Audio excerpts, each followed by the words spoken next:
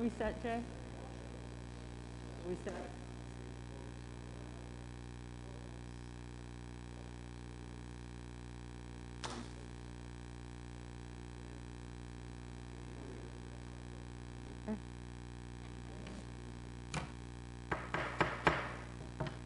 Good evening, ladies and gentlemen. Tonight is a regular meeting of the South Kingstown Planning Board. The date is Tuesday, September 28th, 2021. It is now 4 minutes past 7. The first item on the agenda is roll call. Susan Axelrod. Here. Joe Murphy. Here. Paul Jordan. Here. Josh Daly. Here. Peter DiStefano. Here. Robin Pothier is absent and Maria Mack is here. Our next agenda item is the consent agenda. This includes approval of minutes, July 13, 2021 work session, July 27, 2021 regular session, August 11, 2021 work session, August 17, 2021 special regular session, as well as development plan review advisory to the Zoning Board Health Concepts Limited, proposed 911 square foot utility building addition for fire pump and tank expansion, AP9 Lot 59, located at 2115 South County Trail, Health Concepts Limited. The report of the administrative officer, which includes administrative subdivisions, Richmond administrative subdivision approval, Duffy administrative subdivision approval, major subdivision land development project Shepherd's Run final approval. I would ask the board to remove one item from the consent agenda for correction at a future meeting, and that is the July 27th, 2021 regular session. If there are any additions or corrections, Susan? I would like to ask a question about the minutes from August 17th also. So if I could remove that from the consent agenda, that'd be great. All right, why don't we do that one first? For mine? Yes. So for August 17th minutes, it refers to Exhibit 1, which is attached, which is the text of a ordinance that we proposed to the Town Council. And I think I would like, if I could, to see it attached to the agenda so that in the future it will be more easy for us to locate. That is item E in the last paragraph on the motion. Thank you, Susan. Jay and Jamie, is that possible to make that correction, as well as the correction to the July 27th?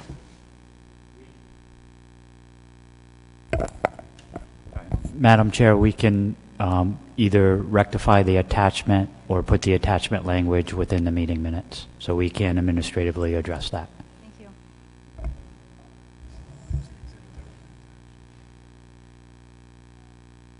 If there are no other comments or questions, would someone like to make a motion to approve the remaining items on the consent agenda? I'll make that motion. We have a motion from Joe. Do we have a second? Second. Second from Paul. Further discussion? Hearing none. All those in favor say aye. Aye. Aye. Motion carries. Thank you. Our next agenda item is a public hearing, major subdivision, no street creation, combined conceptual master and preliminary plan, Owl Acre subdivision. Is there anyone representing the applicant?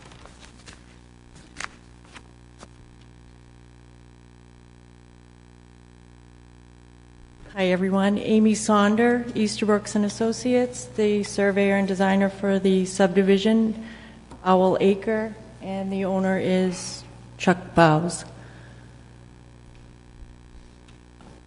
As you can, I don't know, just proceed? Any discussion? Okay. We have a minor subdivision proposed here, 2 lots. The existing parcel has approximately 1.86 acres of land. As you can see, it's L-shaped with 20-foot width going out towards Kingstown Road, and the remaining portion fronting on Saugatucket Road, 135 feet. We have been before the board providing a pre-application plan, and at that point in time, we provided a yield plan that proposed a conventional subdivision design, and in doing that, that allowed us to request a flexible frontage provision waiver to not develop a private right-of-way as a road and just have 2 frontage lots and reduce the frontage width on the parcels of land. One would be at 25 feet and the other one would be at approximately 110 feet. As you can see, the access driveway easement is substantially proposed on Lot B, which would access the rear property, and Lot A would come off of that portion of the driveway closest to the home. The existing parcel here, Lot 19, when it was created in, I think, 1993, there was a provision at that time to maintain a 20-foot wide planting no-cut area along Saugatucket Road, and we will maintain that with the exception of the driveway curb cut. So we have no problems with that. The property is surrounded by beautiful stone walls. Those all run along the property line. The majority of them do, except for the 2 that you can see that bisect the property in the rear. Those will be maintained. The one along the property line would have to be maintained because it's a common boundary wall. And we have actually proposed a screening area, whether it be vegetation or fence,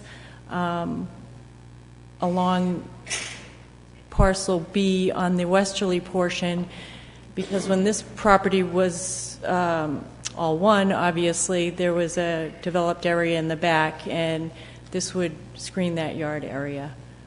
We wouldn't want to impact the privacy or try to assist in the privacy that they already have.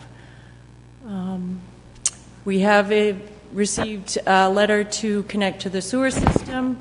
We would be requesting a waiver extension to final for the actual water letter acceptance.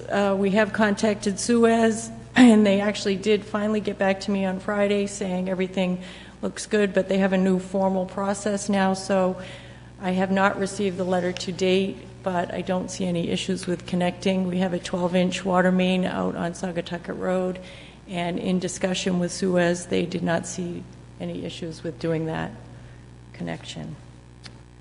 One of the benefits of doing the flexible frontage is we can pull the dwelling structure for Lot B closer to the road, thereby, less impact to the northern portion of the lot, and it allows a better building envelopes for each parcel of land and less disturbance, obviously. The driveway would be a gravel driveway, 16-foot wide with 2-foot shoulder on each side for fire access. I think that would be about it in my discussion, if anybody has any questions. Thank you. Questions, comments from board members? I did want to thank you for making reference to the no-cut area. Will there be any monumentation to that effect? We'd be happy to monument that, with some type of marker similar to buffer markers on a wetland or something to keep that demarcated. Always a good Not idea. a problem. Great. Yeah. Thank you. I have a couple of questions, too. Sure. Which way will the front house be oriented? If you were on Saugatucket Road, would it appear that you were looking at the front of the house or the side of the house? I'd actually defer to Chuck Bowes, who is going to be developing the lots, but do you? We were looking to do... Probably have Could you just speak into the mic, please, and state your name for the record? Yeah, Chuck Bowes. Sorry. We were proposing 2 ranch-style homes here. I'm under the understanding that the garages need to face Not back. face the street, yeah. Right, face towards the larger lot there. But basically, the main house would be facing the street with the garage, facing to the side. We'll the front door be facing the driveway, or will it be facing Saugatucket Road, do you think? It was looking towards Saugatucket Road. Yeah, Thank you. yeah. Could I ask a second question? And I know this came up in a TRC meeting, but as a driveway, why has the width been expanded to 16 feet with a shoulder where a typical driveway is only, there seems to not be regulations on how wide a driveway is, or a right-of-way. Why is this not driveway-sized? Why is it a road size? There was a request from Public Safety to allow 2 cars to pass under the National Fire Protection Code. When you have multiple units, they are recommending a 20-foot traveled way. So the discussion here was to provide a 16-foot wide driveway for at least the shared portion of the lot with 2-foot load-bearing shoulders for a 20-foot cross-section. So a fire apparatus could make it around a car that happened to be parked within that right-of-way. So yes, a standard driveway is between 10 and 12 feet, but that services a single-family home. This is servicing 2 single-family homes. So it was a recommendation from Chris Henner to go to 16 feet and with an acceptable 2-foot load-bearing shoulders. It was originally proposed as a 20-foot traveled way. So they did reduce the width of the cross-section for gravel to 16. The 2-foot load-bearing shoulder will be grass. So the cross-section would be 16 feet for a traveled way with load-bearing shoulders, which are skimmed with loam and seeded. Okay.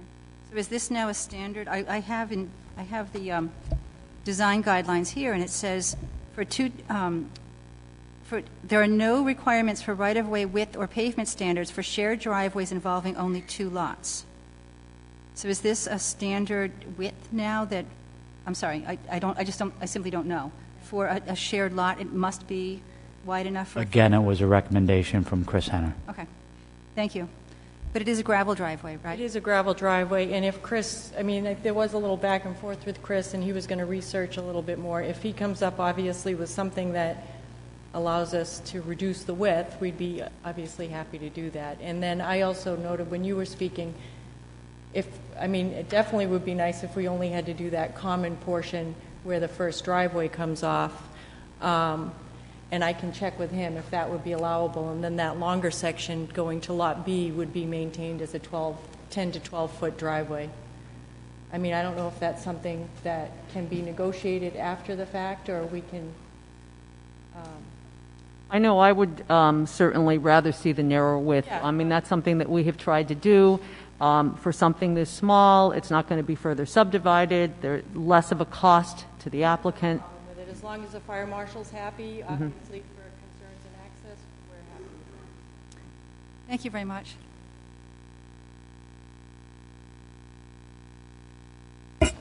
Jamie, thoughts on how to perhaps modify that or leave it open as far as some kind of negotiation going forward? Under our recommendation for conditions of approval number 5, the shared portion of the driveway shall be modified. So we've already addressed that in condition number 5. So the shared portion of the driveway is 16 feet with 2-foot load-bearing shoulders.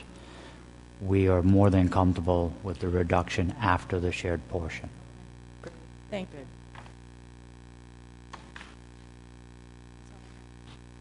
Thank you.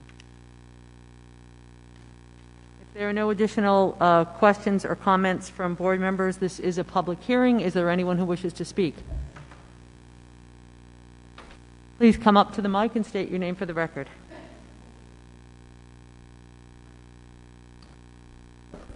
My name is Kevin Lungens, 1789 Kingstown Road.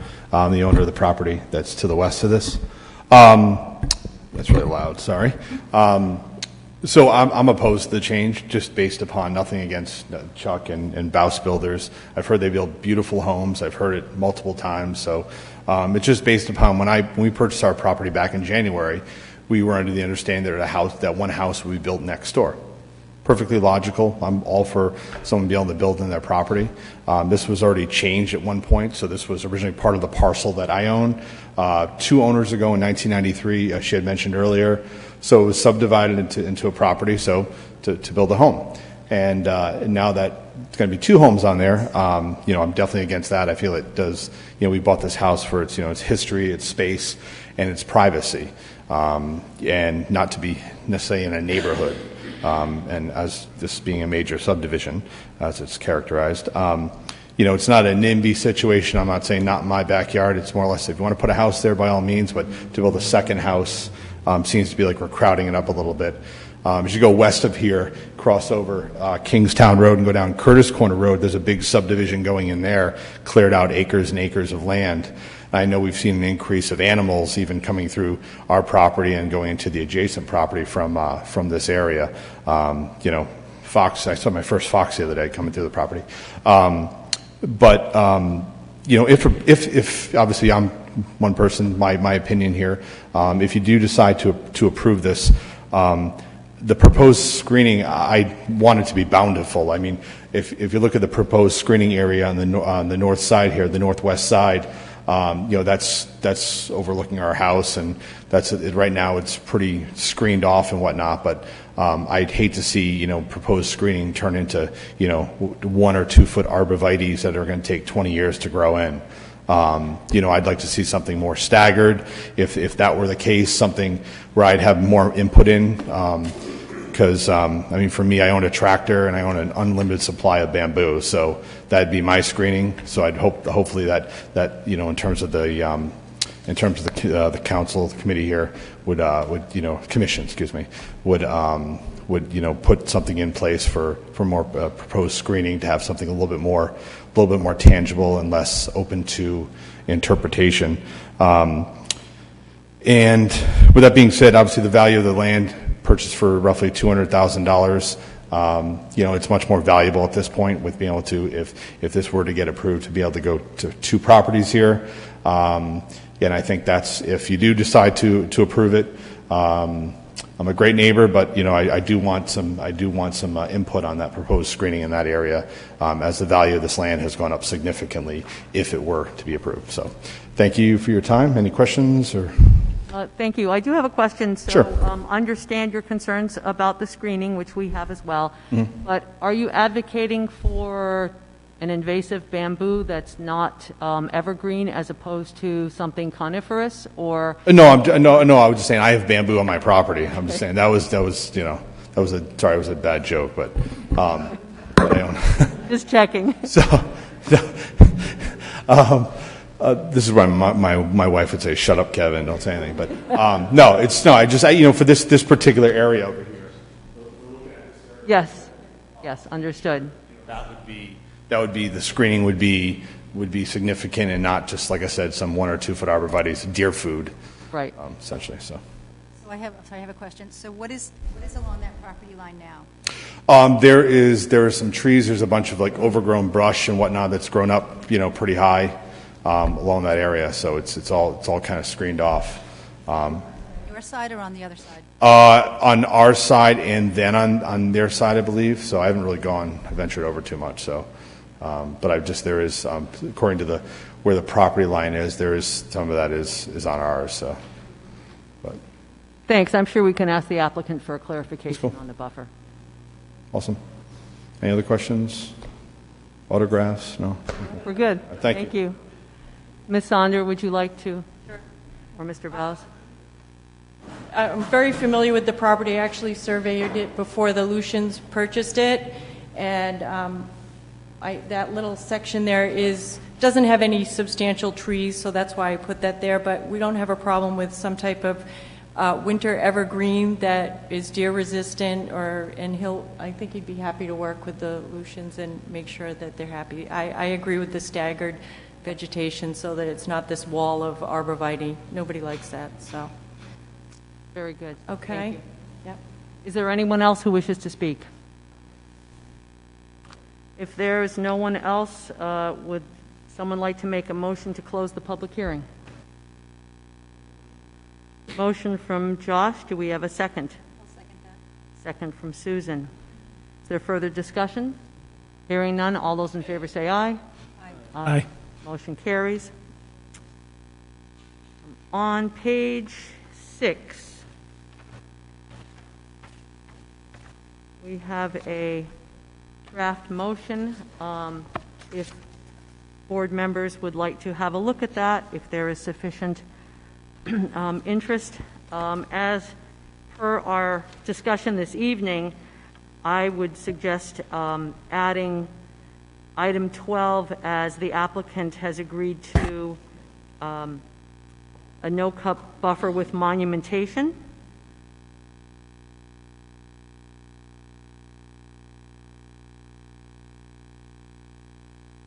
And it may be worthwhile to add additional language relative to the buffer in the northern portion as discussed this evening. Is that the northern border or the western border? Yeah, northwest of the site. Yep. Can we add language that the applicant will work with a budding neighbor to choose? Are they allowed to add that? I would suggest instead of a condition that they work with the neighbor, the board should specify what the buffer should be. Might I suggest then, as Ms. Sonder mentioned, an evergreen staggered buffer that is as deer resistant as possible along that delineated portion on the plan. I'm not sure what that length is. You're probably more familiar than. Can we give the approval of that to staff, please? Madam Chair, we have suggested language on the two items, if we may. With regards to the buffering, monumentations, this is not an open space area. This is a no-cut zone. So the subdivision regulations have specific monumentation associated with the open space, but they do not have specific monumentation for a no-cut zone. We have had issues in this community with people removing the wooden posts. So it would be our recommendation, similar to Curtis Corner, Village at Curtis Corner, that the applicant place 6 by 6 by 5 foot granite monuments with 3 feet exposed and at least 2 feet in the ground, or as an alternative, 2 foot by 2 foot by 4 foot granite block. And we would do that at the corners and one in the middle. So there would be 3 monuments associated with the no-cut zone, trying to make them more permanent Yes. and more difficult for a homeowner to remove.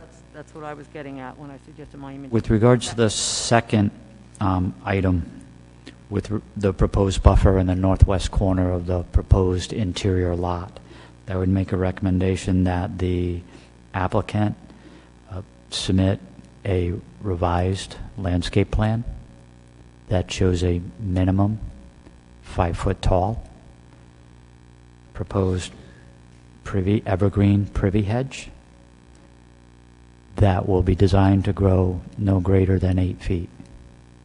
So this is, in essence, a person privy hedge. Some of the concerns we've had discussing with applicants, and again, we're still in the hearing process, is that if the incorrect material is planted, that intended privacy hedge will become a 35-foot tall wall, and the abutting landowner will lose the horizon. So again, staff's recommendation would be to, you're not trying to screen everything. You're trying to screen, we'll say, yard from yard. And again, our recommendation would be a plant material that starts in the 4 or 5 foot range, that tops out at 8 feet or can be maintained at 8 feet in the form of a privy hedge. So again, there's a number of evergreen type conifer species that can accomplish that. All right, so your statement was a little bit long, so basically. I can summarize it. Yes, a revision to the landscape That the plan. proposed buffer area be reviewed by the administrative officer, to be consistent with a proposed privet hedge starting at 4 to 5 feet with a maximum height of 8 feet. A privet hedge is not evergreen. I think we talked about an evergreen hedge. Evergreen hedge, sorry. We can just I'm mixing generalize terms. and say evergreen. All right, does that sound good? Thank you. Anything else? Any other additions? So we have added 2 conditions to the approval, condition number 12 and condition number 13. 12 references the no-cut buffer with monumentation, and 13 is a reference to the buffer and the materials for that buffer. Would someone like to make a motion? I'll make the motions. First, we need to close the public hearing. We've already done that. The South Kingstown Planning Board hereby grants combined conceptual master and preliminary plan approval to the Owl Acre subdivision, a 2-lot major subdivision for a single-family development located at the intersection of Kingston and Saugatucket Roads. Chuck Baus of Baus Builders, applicant owner. The approval is based upon plan entitled Combined Master Plan Preliminary Plan for Owl Acre, a 2-lot major subdivision of land belonging to Charles Baus, Assessors Plat 40-2, Lot 19, situated in the town of South Kingstown, Rhode Island, dated July 30th, 2021, with revisions through September 8th, 2021, completed by Estabrooks and Associates, LLC, 2497 Boston Neck Road, Saunderstown, Rhode Island, 02874. This approval is based on the following findings of facts and conditions of approval. Findings of fact A through J. Findings of fact, flexible frontage waiver requested K through L. Conditions of approval 1 through 11 as stated, with the addition of 12 and 13. 12 being associated with the no-cut buffer and the monuments, and 13 being associated with the landscaping for the buffer on the western edge. Thank you, Joe. Is there a second? Second from Peter. Any further discussion? Hearing none, all those in favor say aye. Aye. Aye. Aye. Motion carries. Thank you.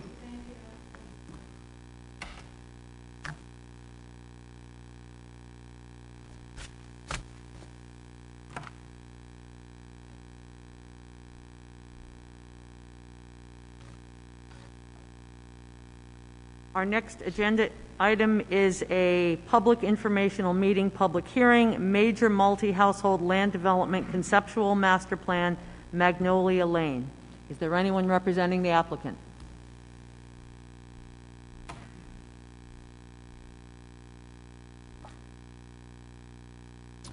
Good evening. William Landry representing the applicant, J. Thomas Investments. I'm successor counsel to John Kenyon, with whom you worked taking this through the pre-app stage. As you'll recall, we've got a 1.3 acre parcel, almost 57,000 square feet. 2 duplexes are proposed. This is the freestanding lot south of the 5-lot, 2 drainage lot subdivision that was finally approved and recorded in the spring, and that is under construction. Most of the infrastructure in that development is in.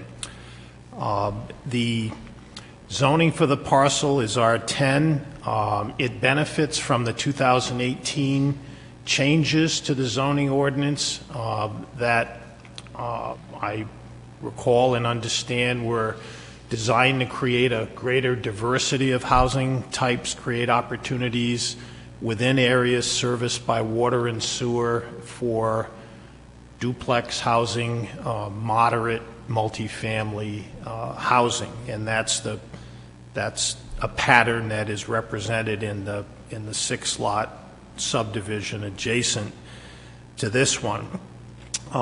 We have water, sewer, a will serve letter from Suez.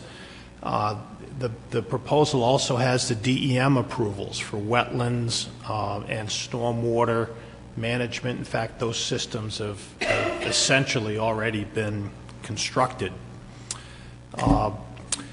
They're at 56,000 square feet. There's 34,000 plus square feet of buildable area. As you know, there's a drainage structure at the back of the lot, the south portion of the lot, that services the overall area, and certainly the subdivision to the north. That parcel reduces the buildable area of the parcel we're building on to about 34,000 square feet of developable land area under the formula. But under the zoning ordinance, that would accommodate almost 6 dwelling units per acre. So even the buildable area, if it was standing on its own, would not be overserved by the development, the 4 dwelling units, rather, that are proposed. At the pre-app stage, there were a couple of recommendations made that are reflected in this design. One was for some landscaping on the east side of the property. There'll be some more discussion in a minute about that when Dave Russo addresses it. That landscaping has been provided for. The TRC requested that it be softened a little, not have so much of a hedge look, and that was reflected in their conditional approval and proposed the draft decision. That certainly is not objectionable. We're working on doing just that and look forward to discussing with you and the TRC at the preliminary plan stage some revised approaches to that landscaping. There was also a request to make the buildings a little smaller and to separate them by at least 50 feet. That is also reflected in this design from preliminary, as well as a request to create some additional parking, which has also been provided for and is shown toward the front of the lot. There is a request for a waiver. It's not a zoning variance. It's a request for a waiver of a 100-foot setback requirement from a public street. The request is for a 47-foot setback. Again, that is necessitated by the drainage facility that was built to the back of the lot as part of what I understand to be a number of decisions and judgments and compromises made about how this overall development would be accommodated, including the subdivision to the north. That takes up about a third of the property and is an impediment to frontage. Now, that drainage area could have been negotiated to be toward the front of the lot, in which event there would have been no need for a frontage or front setback waiver. However, that would have not been an ideal place for the drainage and would have required more driveway to get back to the property, which is not a desirable feature either. The language on waivers, practicability, some type of condition related to the land, which I've described, but it also says that those things are to be measured or evidenced by consistency with the zoning ordinance and the comprehensive plan. And we think we have compelling indications of both. As I mentioned, the zoning ordinance would permit close to 6 units, even on the area, just considering the buildable area of this lot. So there's certainly consistency there with the overall density notion for the R10 zone.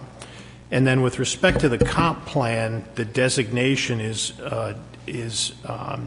medium-high density for the R10 and R20 zones. contemplating densities of 2.2 to 4.3 dwellings per acre, and we're well under that as well, again, just considering the buildable portion of the lot. So, measured against those two standards described in the waiver standard, the 100-foot setback is benign as presented. Unless there are any questions of me, I'll defer to Dave Russo to take you a little more precisely through the site plan and address the one issue the one overarching issue in the TRC decision, and that is the future modifications to the landscape buffering. Mr. Landry, just a quick question. As you know, the property to the north, the planning board was not involved in either the subdivision or the approval of that particular set of lots. So this is sort of an additional leftover lot in essence. But do you see any legal difficulties with regard to having a drainage structure that exists on two different properties with different ownership? When you say two different, are you talking about the front of the property? The current property that we're discussing and that portion to the north with all of the other lots. Yeah, Essentially two different subdivisions. They are two different subdivisions. I don't see any legal impediments to that. That's the way that was recorded. We can deal with that with easements to the extent necessary. My client still obviously controls this lot, controls the lot on the other side. There are lots of options to make that as efficacious as we want to make it. It's not beyond our control to accommodate those structures shown on the plan. Thank you. Amy, do you have thoughts on this? Yeah, I agree with that, provided we include a condition of approval requiring review by special legal counsel of the easements. Thank you.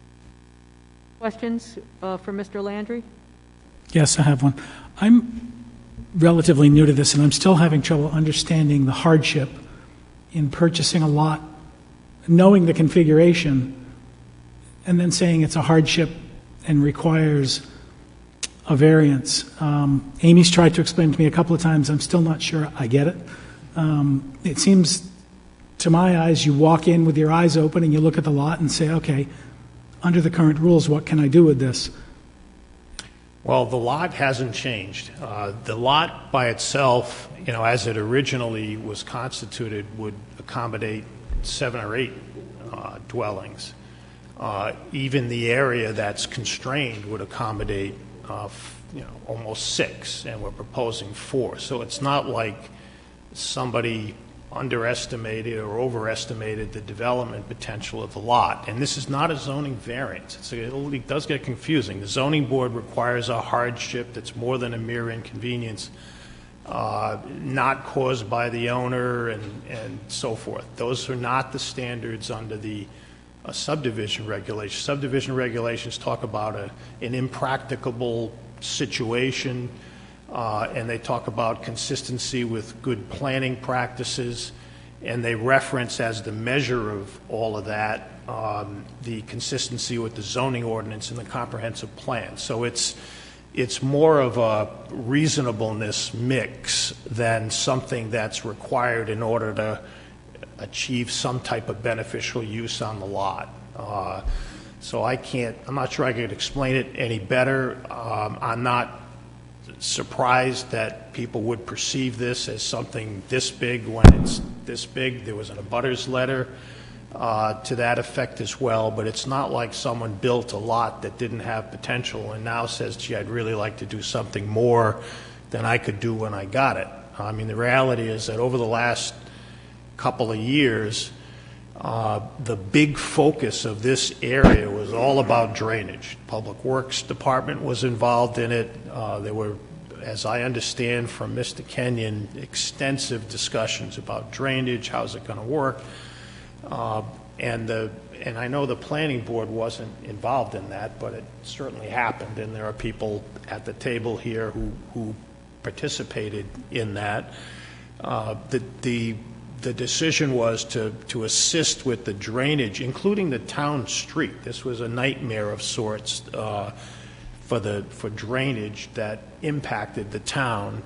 The drainage area would be placed to the south of this lot, but it still left 34,000 square feet in an area that would be enough under zoning ordinance and the comprehensive plan to accommodate much more than 2 units. So it's not that type of relief that you might have assumed that it is.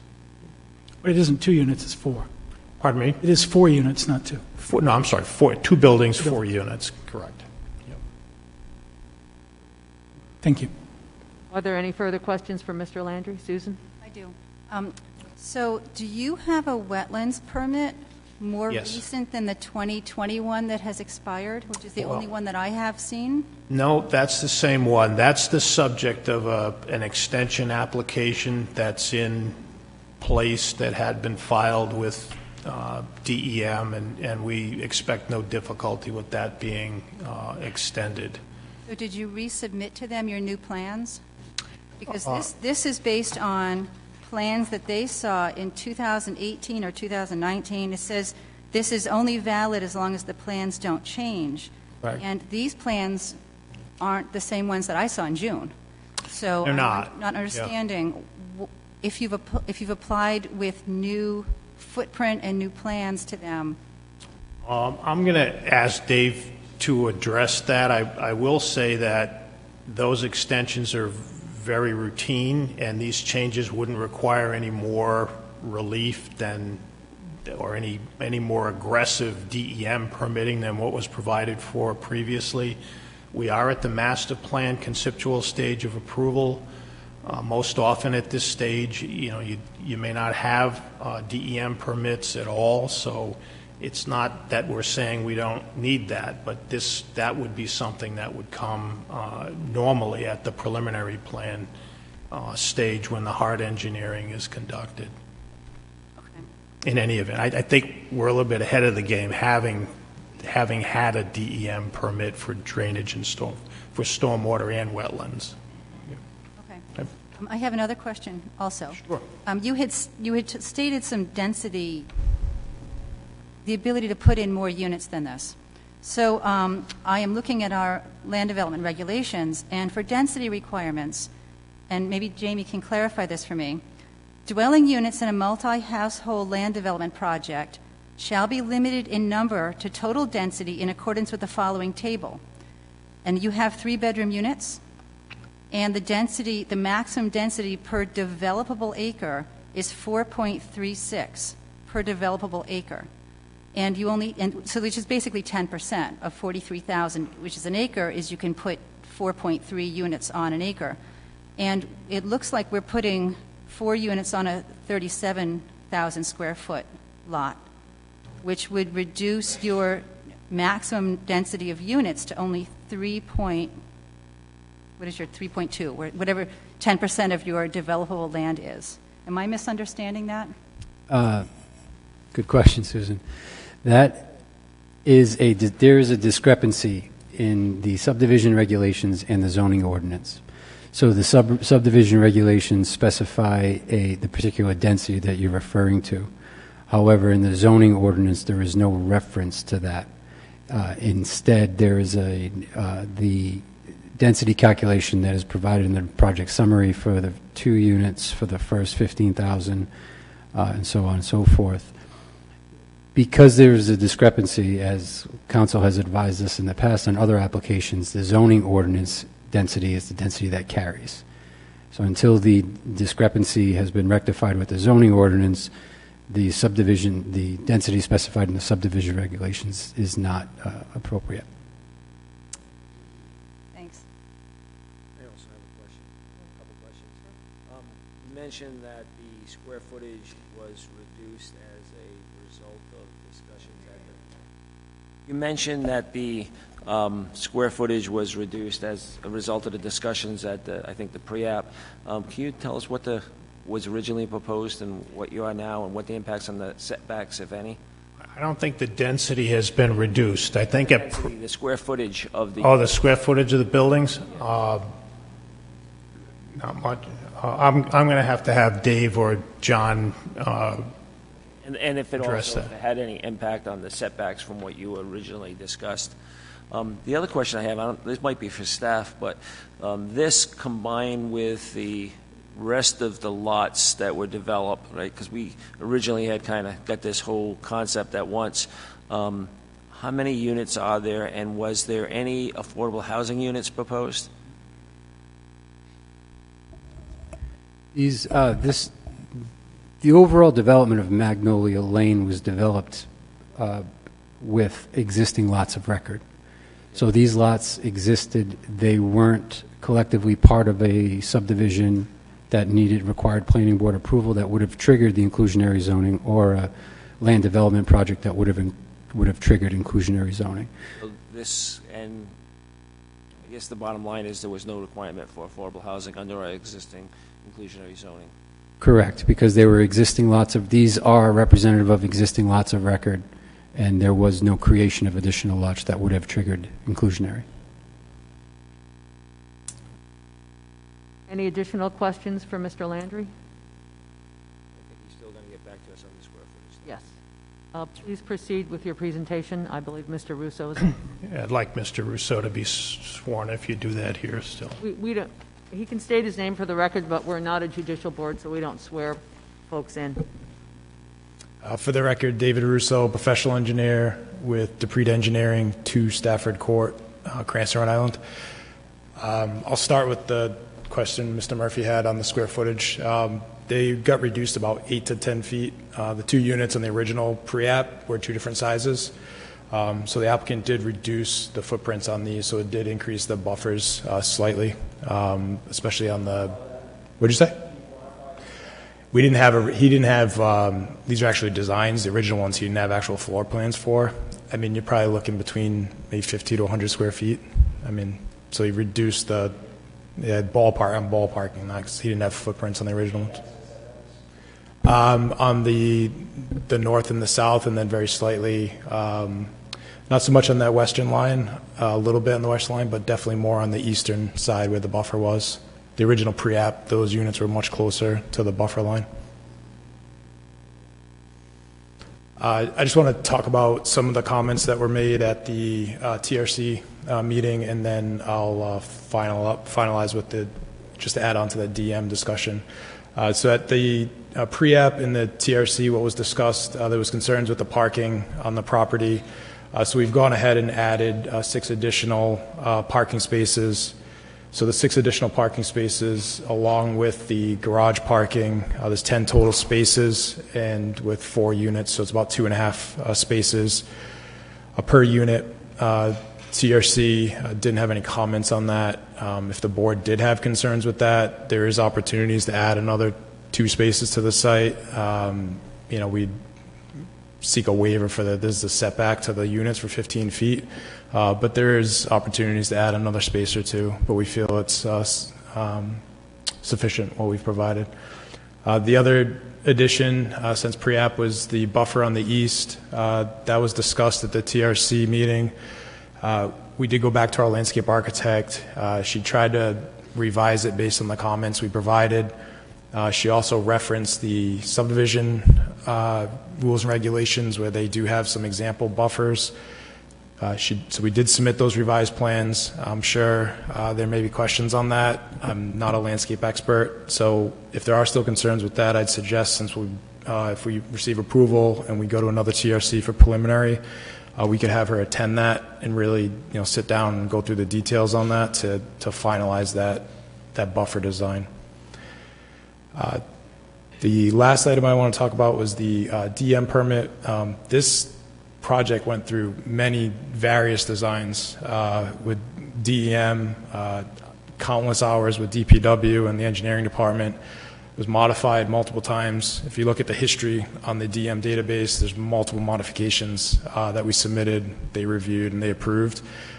This design here, the main drainage itself has not changed significantly at all from the last approval. The limit of work has not changed on this. So those are really the two, when you look at a modification from DEM, those are the two significant factors. I've done a lot of residential design in the state of Rhode Island. You don't go to DEM when a footprint changes on a minor, it's a minor change. You don't go back to them for a revision on a permit. If you have a good example, if you have a 100-lot subdivision and everybody's coming in with various houses throughout the subdivision, you're not going to keep going to DEM every time someone comes in with a little different footprint, just as an example. So we would consider this a minor modification and still within the realm of what DEM permitted. The roadway and the drainage is installed based on the last DEM permit. To some degree, there's stabilization out there that certain sections of this, are already kind of built to the DM standard. There was some discussion at the TRC about some erosion in the roadway. The engineer for the town discussed how, that will be inspected and that'll have to be addressed prior to the roadway, being given over to the town. So it's not really pertinent to this application, but we are aware of it, and it will be addressed with due time. It's not relevant to this particular application, though. That's an overview. Mr. Landry did a good job of explaining the rest of the site. So those are just an overview of the changes that we've made since pre-app and some of the comments that we received at the TRC meeting. I'd be happy to answer any questions the board may have. Thank you, Mr. Russo. Questions, comments from Mr. Russo?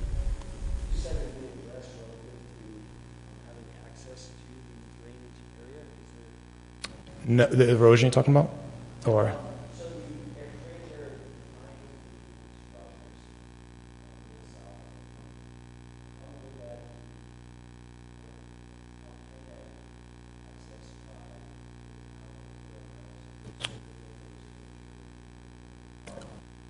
Well, when this was going through the original design of all the ponds, it was determined that the association would maintain all those ponds. So the homeowner, however it's structured, the association will be responsible for taking care of those ponds.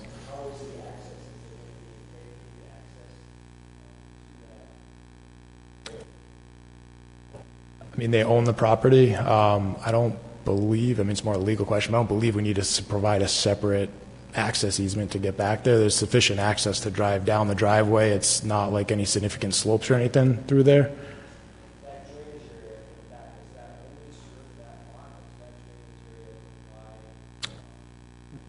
Roadway. There's roadway drainage that goes there too. It's a combination of.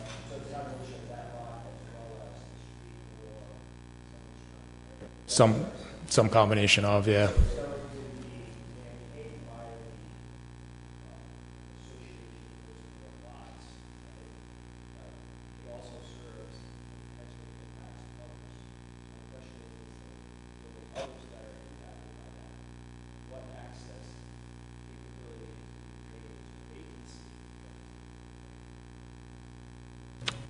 If they're all part of the association, they'd all have equal shared responsibilities of it.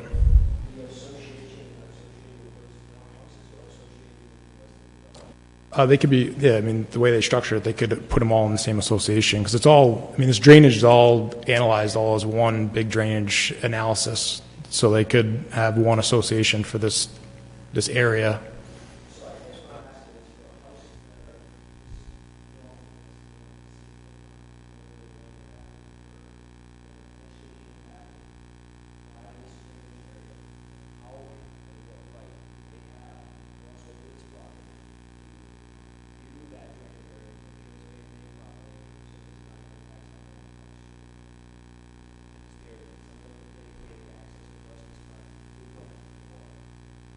Joe, they'll have to be an access easement associated. It'll be an access easement through this property for that purpose. There are 10 units that are all going to be a part of the association, and they'll have to be. We can add that if it's required. I just didn't know, since they own the property, if it's truly required or not legally, but it's not a big deal to add it, if we have to add an easement down to that pond. Yep. Madam Chair, Jamie Rabbit, Planning Director, simple language could be added stating that the applicant shall include a physical plan and legal mechanism identify how the proposed drainage infrastructure will be maintained. Anything else? Yeah. Any additional comments, questions? I did want to make a couple of comments similar to what I stated at the TRC. This is a very constrained site, and I think it's been made even more difficult for anyone reviewing this because it's been done in piecemeal fashion, as you know. And had this been developed as an overall larger plan with regard to the portions north, we feel that many of some of these difficult issues with regard to drainage and setbacks and waivers could have been avoided. Although we're at conceptual master plan, I think that the way that these buildings are configured should maybe be reconsidered. I don't think there's any way, given the fact that you've got 3-bedroom units with garages, that you can get any kind of 100-foot setback from Magnolia Lane. However, if there is any wiggle room in the location of the drainage structure to the south, if there's an ability to modify the position of the units on the eastern side, and another additional thought, although we haven't gotten into details of landscaping, is that since Lot 8 is owned by the same applicant, it would make sense to me if you could take a portion of Lot 8 to make a more substantial and effective buffer, because looking at the space you have, a 10-foot buffer is not going to be terribly effective. I know that I suggested it at the TRC. I suggested adding more plantings, but it makes it almost impossible to really stagger these types of plantings. So again, I think a little bit of creativity, if possible, as it relates to the units on the site and trying to make it better. Obviously, we support infill, but we'd really like to keep a fairly high standard of development, as has been consistent for this town for many years. Jamie, Jay, I don't know if you have any thoughts as far as shifting anything around or reconfiguring some of these units to make it's a very tight space, but Again, Madam Chair, Jamie Rabbit, Planning Director. I think potentially the concern of the Planning Board, as you've gone through and been advised by legal counsel, your ability to modify plans after master plan approval gives you, we'll use the term ANCS, with regards to future modifications that can be made at the preliminary application phase. So it's difficult right now to look at basically 2 large rectangular buildings and how they are orientated on the site and how they impact abutting property owners under the discussion that the applicant's legal counsel explained to you tonight. There are perhaps opportunities to slightly adjust the building footprints while maintaining the applicant's proposed density of 4 units and 2 duplexes, and potentially retaining what they're asking for, their vested rights in 3-bedroom units. There is some possibility that if the applicant looked beyond a large rectangular square box, 2 units, or basically you look at 2 independent units that are offset from each other, you get out of that rectangular shape, but you could literally take that eastern building and put it in an L-shaped format and reduce the footprint to the east and put a larger exposed footprint on the southern portion of the site. It may require some modification to their storm drainage, but I think what the planning board is potentially, at least the chairperson is asking, that if the planning board vests the applicant in the density, that the applicant look at alternatives as it relates to their building, we'll call it bulk of their buildings, during the preliminary plan application process. And again, would love to hear from Amy Goins, legal counsel, on how the planning board could do that. As I've been listening to comments tonight, we are working on some language that we could propose to you in a few moments.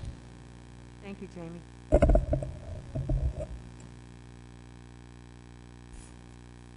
If the I don't think I have much to add to what Jamie said. You would be vesting density at this stage of review. With regard to architectural design, I think you can provide guidance for the next stage, but we don't have those standards yet in our ordinance. Thank you, Amy.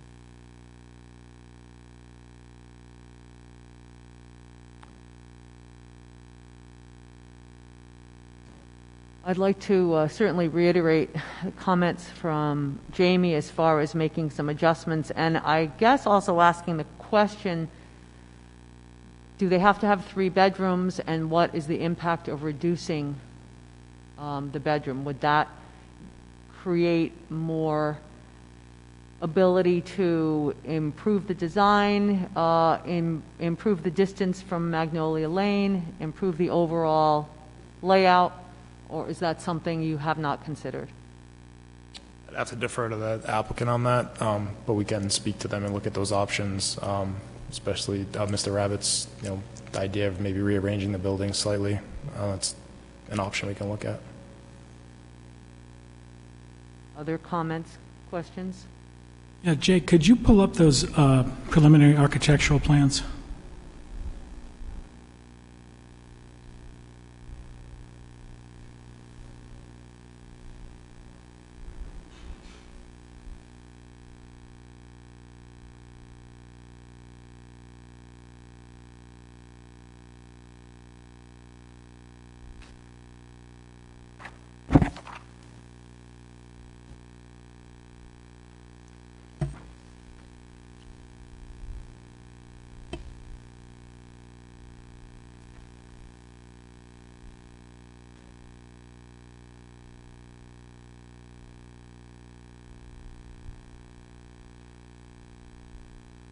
Yeah, there it is.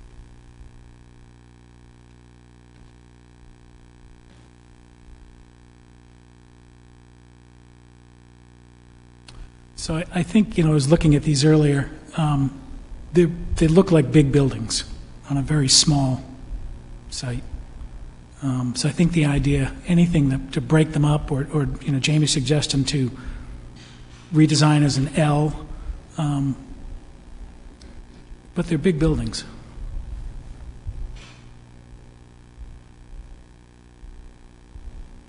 I'd like to comment on that too. Is Paul, you done? Yes, thank you. The view of the back of the house, which will be a very large view from the houses to the east, it's not pretty. There's really nothing to me appealing about that view from those neighbors. I'm very disappointed with this preliminary landscape plan of inkberry and azalea to shelter the neighbor's view of that blank wall of windows that will be their new horizon. I'm also really disappointed about the view from Magnolia Lane, which will be the side of the building with a couple of windows on it. The most attractive part of the house is the part that the occupants of the house will have of each other. But this doesn't, I think, do anything to address the view of the rest of us of this community. And I feel for the families that live either looking at the side end or looking at the back side of that building, that I think with a little creativity, this could be a whole lot cuter than it is right now. And I know that this is an early stage, and it's a pet peeve of mine to drive down the road and see the sides of houses and the backs of houses from public roadways, but the side view of the house, I don't know. I don't know if that slide is still available, but I think we can do better than that view from Magnolia Lane or this view from the neighbor's house, especially with Azalea and Inkberry being the buffer that's been proposed. And it's only 20 feet from the property line, that back of the house. I'm personally also very uncomfortable with losing the 100-foot buffer, 100-foot setback that's in our ordinances, as well as the 50-foot buffer, because you haven't hit the 50-foot buffer or the 100-foot setback for this property. So those are my comments. Thank you, Susan. Anyone else? Sure.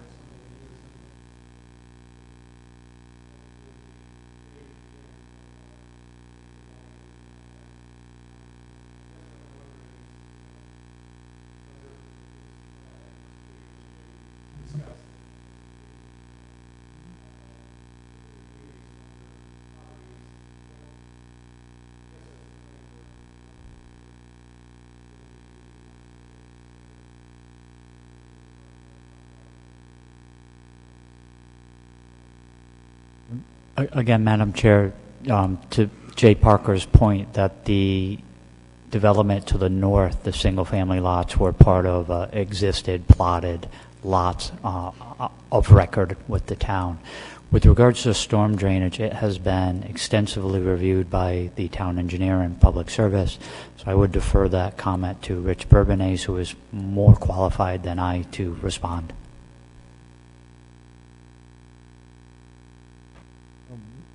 What's the question, I guess?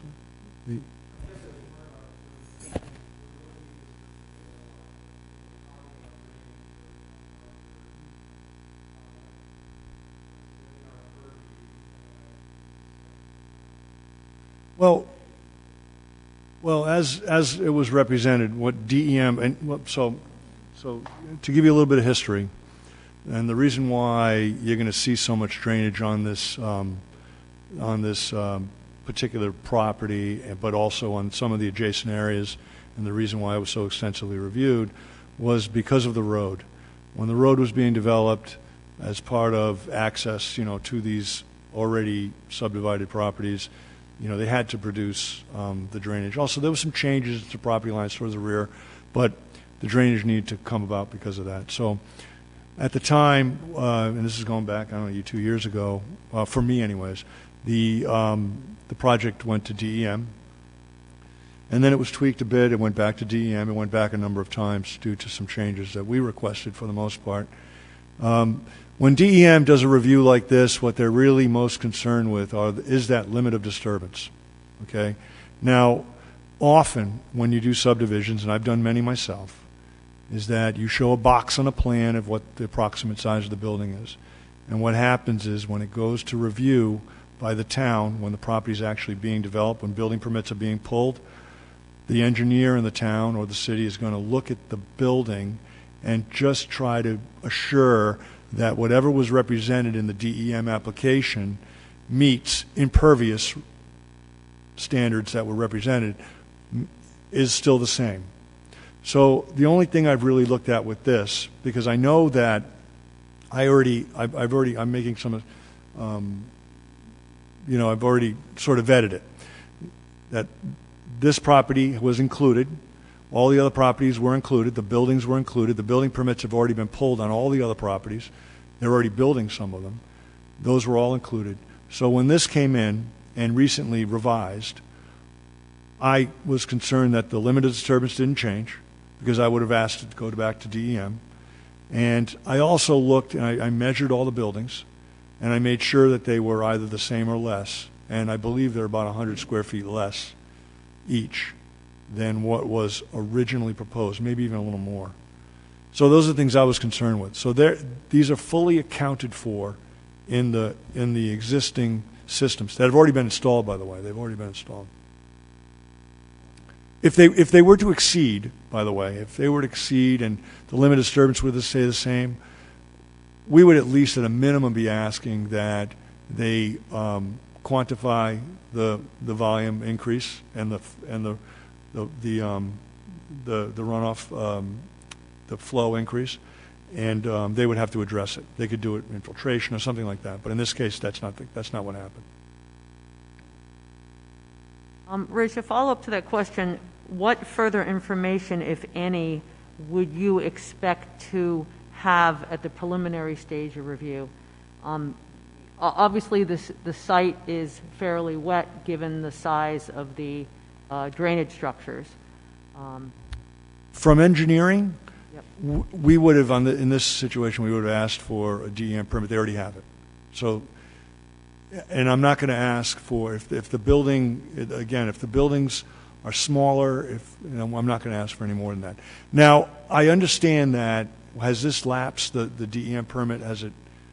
We're in the process of getting that extended. Of re-upping it. Yeah. Those are it's generally a formality. Now, from my experience, when the project starts, when they start construction, it's usually that, well, you can correct me if I'm wrong, but the RIPDES permit kind of kicks in. And then you're paying on that RIPDES permit as long as it's kept open. And I think it's $100 a year or something like that.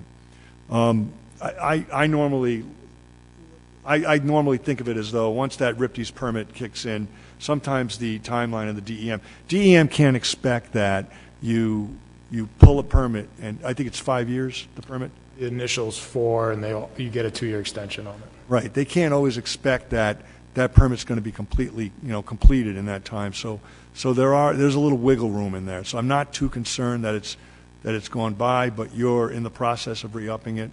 So maybe as part of the preliminary, I could request that it's been updated, and it sounds like as long as it's in the process, you don't see any hiccups. It's paperwork at this point. Yeah, it really does become a formality. So we can at a minimum request that. Madam Chair, I just wanted to clarify, that would be something that the planning staff would require as a checklist item. They would need to show that it has been renewed and is in effect. Very good, thank you. If there are no additional questions for Mr. Russo or comments, this is a public hearing. I do want to note that we have 3 letters that we received relative to this project, 2 of which are unable to attend this evening, Timothy and Leslie Deering, 93 Cleveland Street, who are, to summarize it, concerned about the back of their property line is now 32 feet from the back wall of a multi-story duplex, and concerned about the character of Oak Street. The other letter from Joanne Riticelli, who also cannot attend this evening, who has concerns about primarily 2 topics, the health of the wetlands and the proposed density of the development. And it's worth noting for everyone that these public comments will be available on the town website under planning projects if you go to this particular project. So would anyone like to speak to this project? Please come up to the mic and state your name for the record. Good evening. My name is Barbara Lima, Lema, and I live at 70 Oak Street, which is and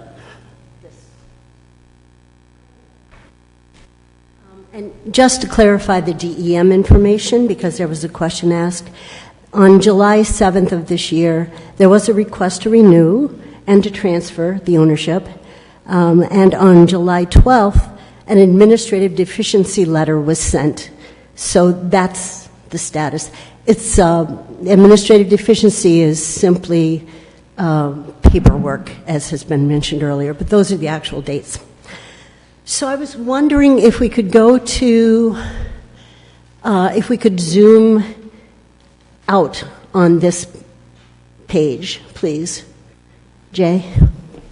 Thank you. There have been a lot of numbers thrown at you this evening, and I'm here to tell you that I disagree with what you're hearing as for how much of this property is actually buildable. I'm going to start with showing you on this site plan, if you can look at Lot 2. Lot 2 is the lot over by the cul-de-sac. Thank you for pointing that out. Lot 2 has about 0.41 acres. It's one building, 2 units. Now, look at the size of Lot 2, which you may not be able to see that well on there.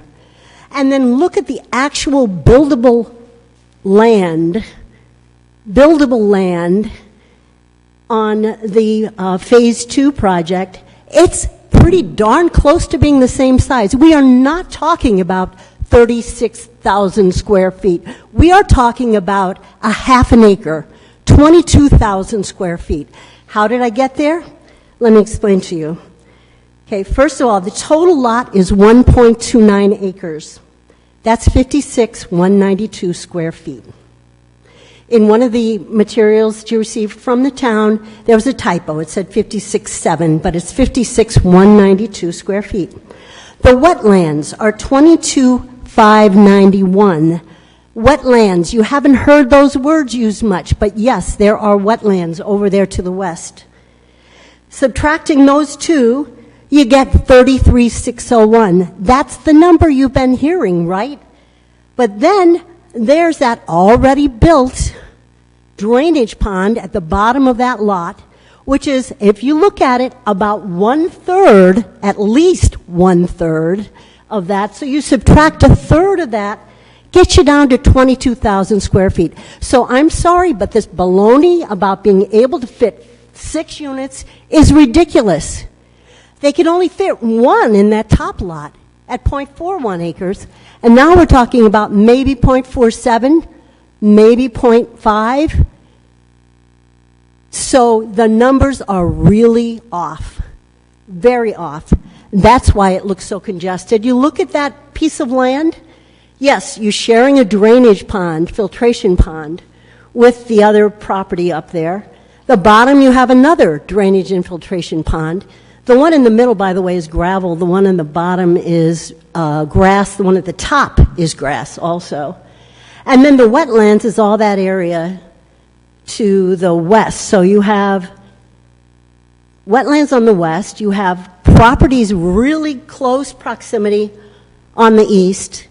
And then you have the drainage. So first of all, I want to make the point that the numbers you're hearing are misleading and incomplete because they are including that whole half section over there and not removing the drainage pond. You can't build on the drainage pond. It already exists unless they fill it in and start over. Now, the waiver is being requested to allow 47-foot setback instead of the required minimum 100-foot setback. And someone mentioned this earlier, one of the board members, that the reason for the waiver request is that meeting the requirements will exact an undue hardship because peculiar conditions pertain to the land in question. That's an end of the quote. Those peculiar conditions, you have all these drainage things. You have wetlands. That's why it's so constrained and restricted, as has been pointed out here. In summary, as was pointed out earlier, the project managers took a known DEM wetlands area, were told they must add this water filtration in order to be able to even start building on the property, and now they're saying these same essential features make it impossible to meet the building requirements without a waiver. Someone said this, 2 people have said this on the board. They should have known this going in and planned accordingly. This project is way too big for that half an acre. My house is on a half acre. I know what fits on a half acre. It's not 2 big rectangle buildings with 4 units, with 4 garages, with 6 overflow parking spaces and a driveway. It doesn't work. And so I'm sorry, as you can tell, I'm a little passionate about this because I don't like seeing people misled. And you're being misled. This project should not be happening. At best, put in the 1 unit like you have in Lot 2, because, come on, the lots are about the same size, right? But what they're asking to put into this property just doesn't work. And I'll take any questions. Thank you. I'm sorry if I got a little riled. Thank you, Ms. Lima. Is there anyone else who wishes to speak? Please come up to the mic.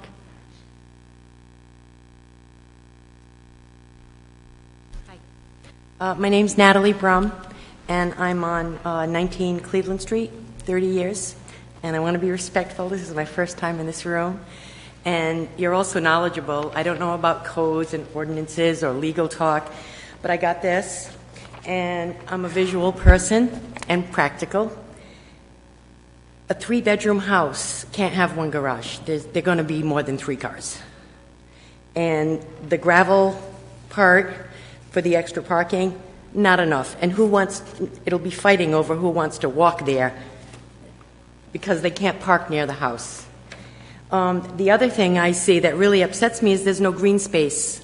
I have a garden. I feed my house with my garden as well as the CSA up the road. They have no green space. They can't have a garden. If they have kids, where are they going to play? Green space gives us oxygen. And if you have a yard with no green space, I just don't get it.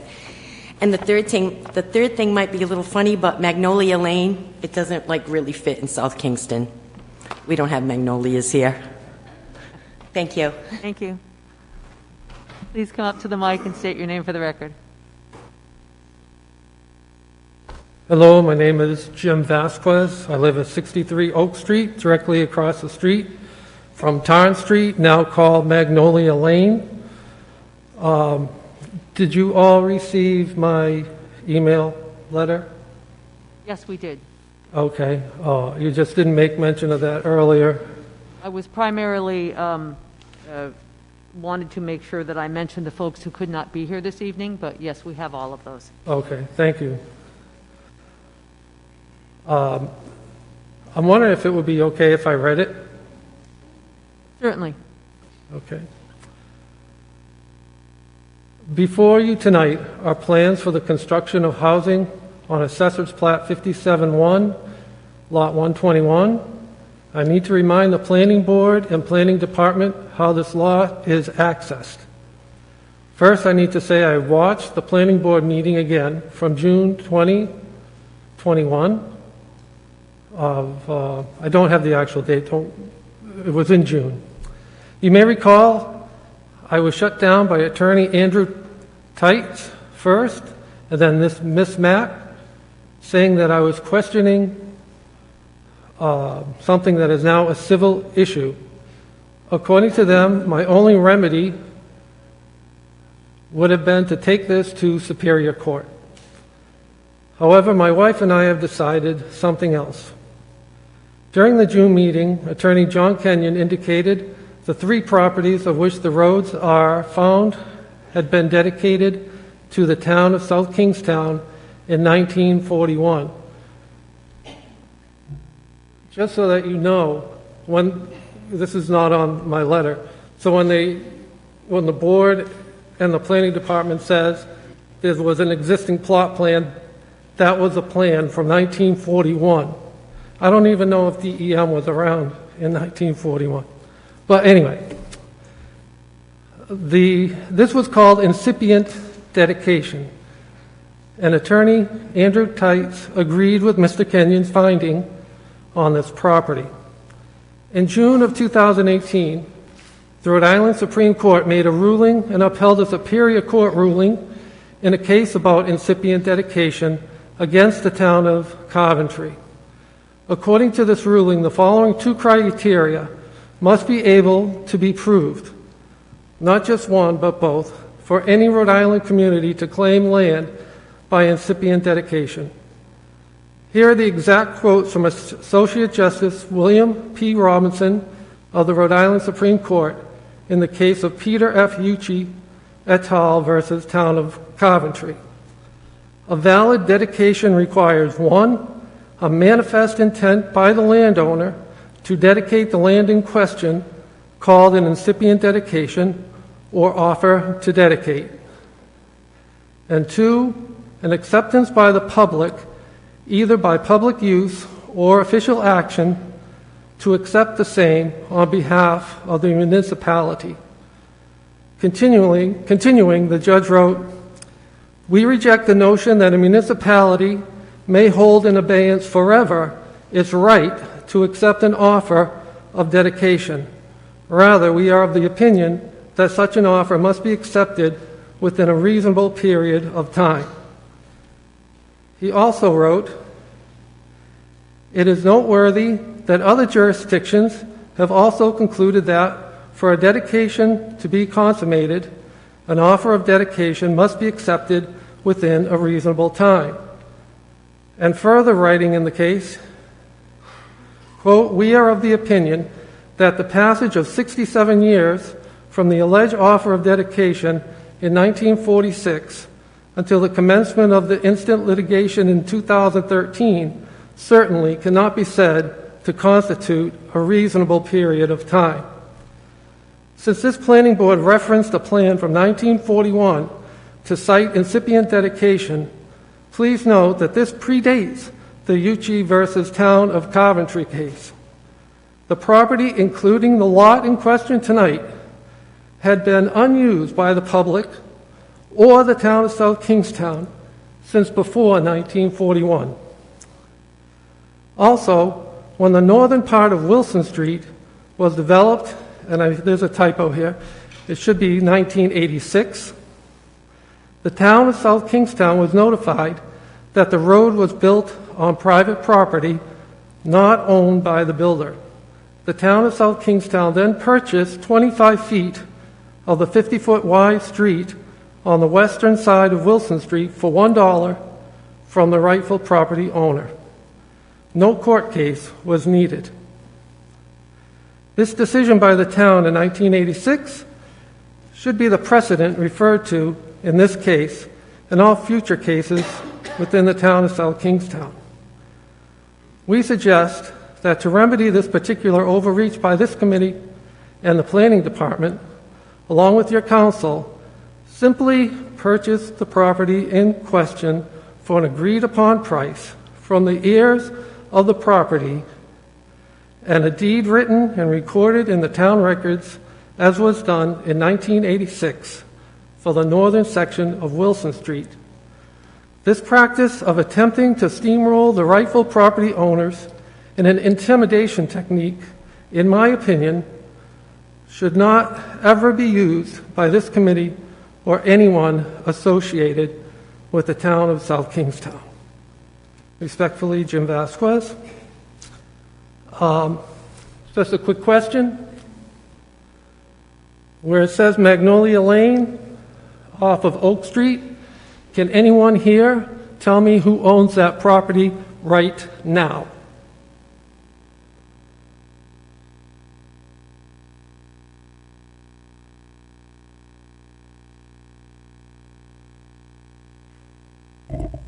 Again, Madam Chair, you're receiving testimony from an abutter. Any legal matters, I would defer to counsel.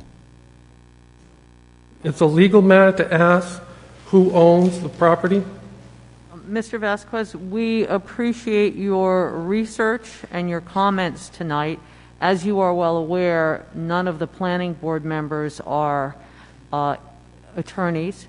We rely on our legal counsel to interpret. We look at subdivisions, we look at development plan review and subdivision, and we are very concerned about any type of prior subdivision that may not have been done correctly.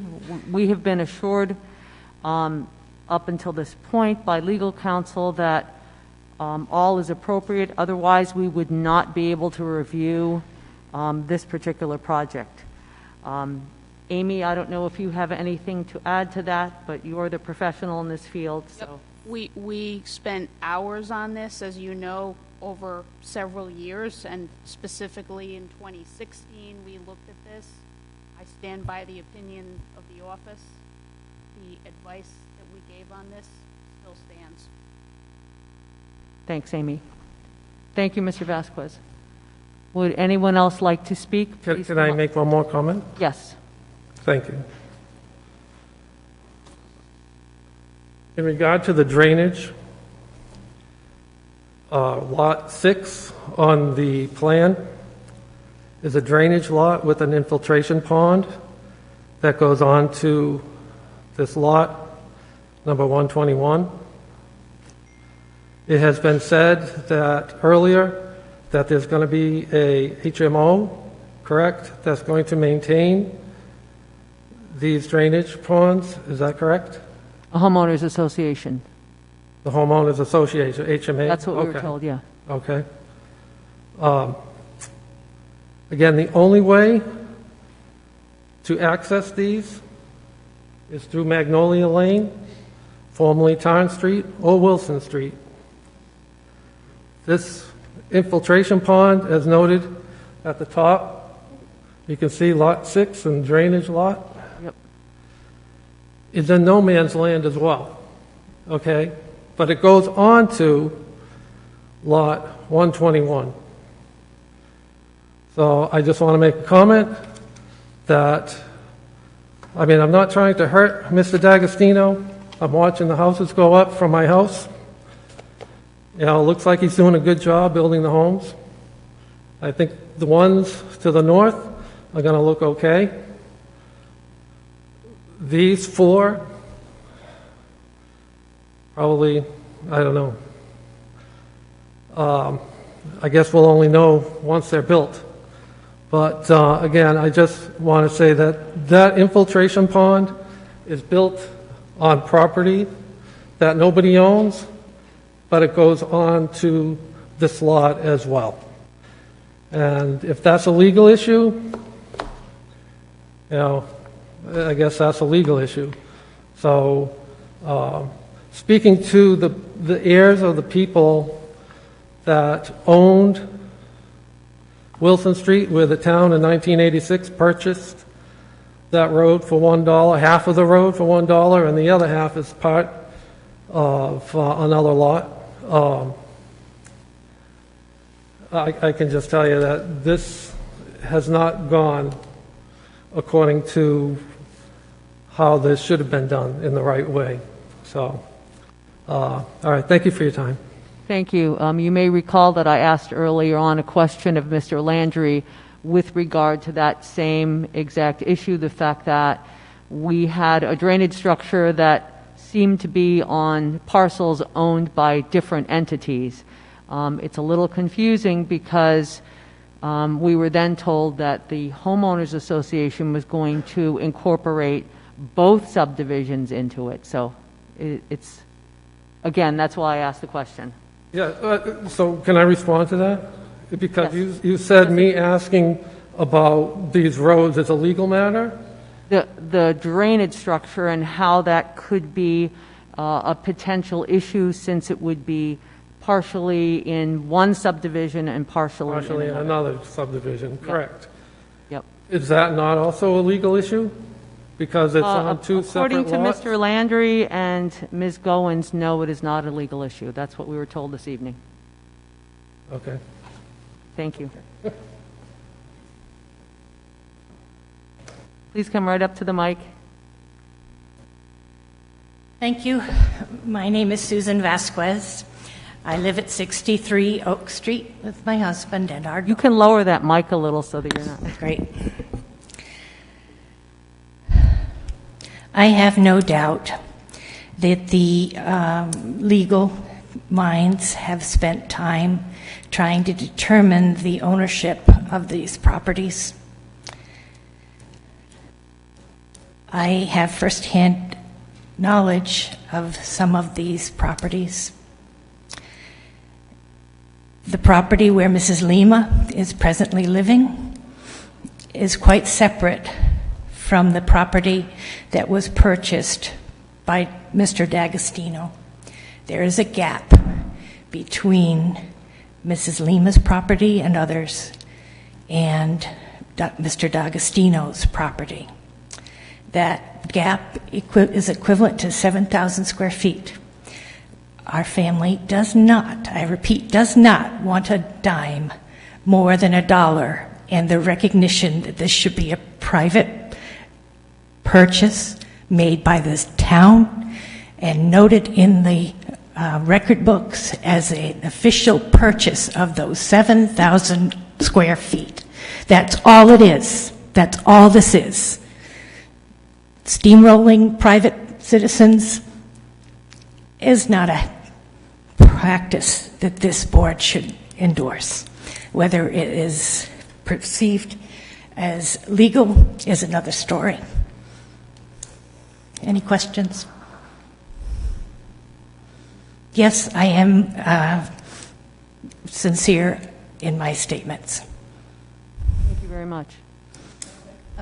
Susan, could you clarify, you are talking about the width of Magnolia Lane?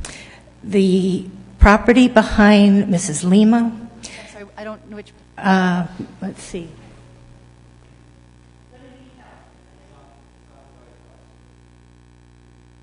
Okay, that's Mrs. Lima. Okay. Okay.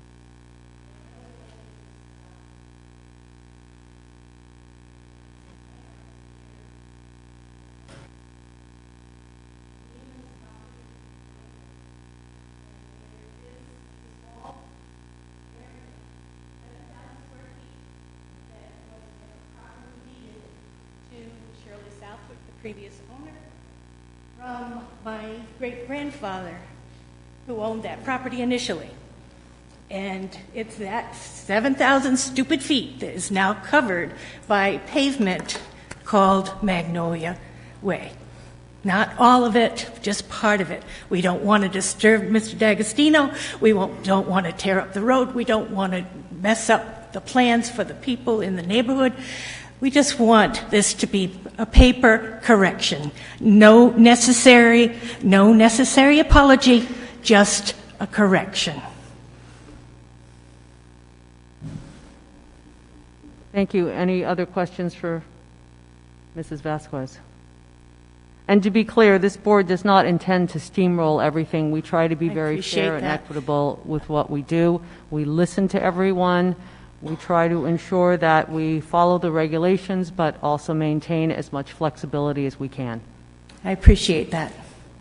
Thanks. And if there is a need for any of the background paperwork to support our claims, my husband's done a great deal of research, and I'm sure others have as well. So please just reach out. Thank you. Is there anyone who has not yet spoken who would like to speak? Evening. My name's Todd Nelligan. I live on 23 Cleveland Street. And since the development has started, my property has probably the lowest section of the wetlands and probably the most water, more pond-like. And the silt runoff has been extensive since the beginning of this development, almost like muddy water. There used to be fowl that would come in there and nest, but they don't seem to do that since the spring. Well, that's pretty much my big concern. That's about all. Thank you.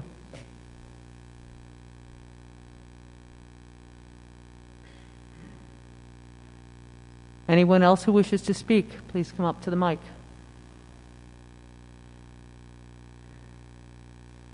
Yes.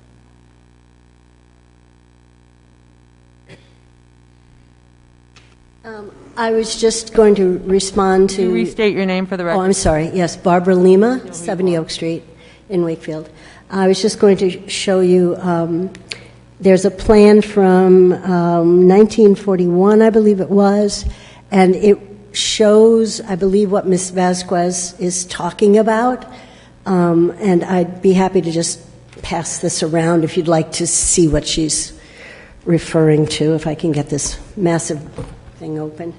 So are you submitting that for the record? Yep, Madam Chair, just for clarity, if the speaker shows it to the planning board, it has to become part of the record. So it has to be left with the planning board. So do you want me to show it to you or not? Yes. Okay. Can we do a screenshot or something of it? Probably what should happen is if you give it to staff, staff will be able to make copies and distribute those copies to the board. Okay, fine. I'm sure you have this because I got it from the town, but it just shows what Mrs. Vasquez was talking about in terms of it shows streets on here, and they're not lots to be purchased by people. They are just streets. So I'll leave this with Amy. Or Jay or Jamie. Thank you. Jamie and Jay, what is our time frame on this project?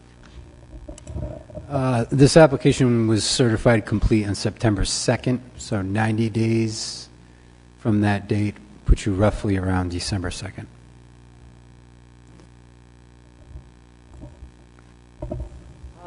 We've obviously had a very good turnout this evening from the public.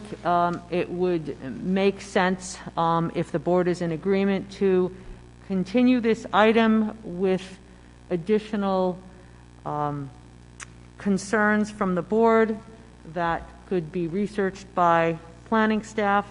Certainly we've mentioned a reconfiguration of the units, looking at the buffer, looking at the feasibility of at least a reduction in the distance to, or an increase in the distance from Magnolia Lane as far as the waiver is concerned, and just looking at the layout, looking at where the drainage structure is in the southern portion, and again, just seeing if there's a way that we can improve this project. Thoughts from board members? I guess I would like to hear from Mr. Russo specifically addressing his neighbor's concerns relative to the lot size, the wetland size, the drainage size, and the remaining land. If that's possible to hear that tonight, so we can comment. In terms of the sizing that she provided, we'll verify that again, but it's not that entire area that's hatched out. That's just an easement area that was discussed earlier about access. When you look at a drainage area that you're taking out of that area, it's just basically we take it from the top of the drainage pond from the unsuitable area. So even the area that's down in the left corner, that's outside the wetland area, we count that as suitable land. That's how we do any calc in any town. So even though you can't put a house on that area, it's still suitable land area. So that's part of that, I think, confusion.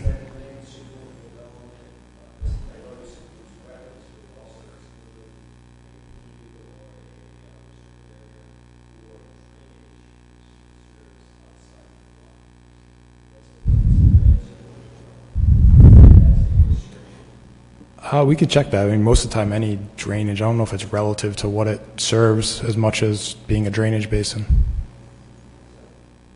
Mr. Murphy, that is something that staff looked into.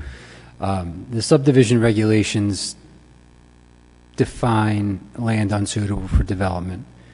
They do mention easements, encumbered easements on public or private property for above-ground utilities, such as not limited to electronic transmission lines.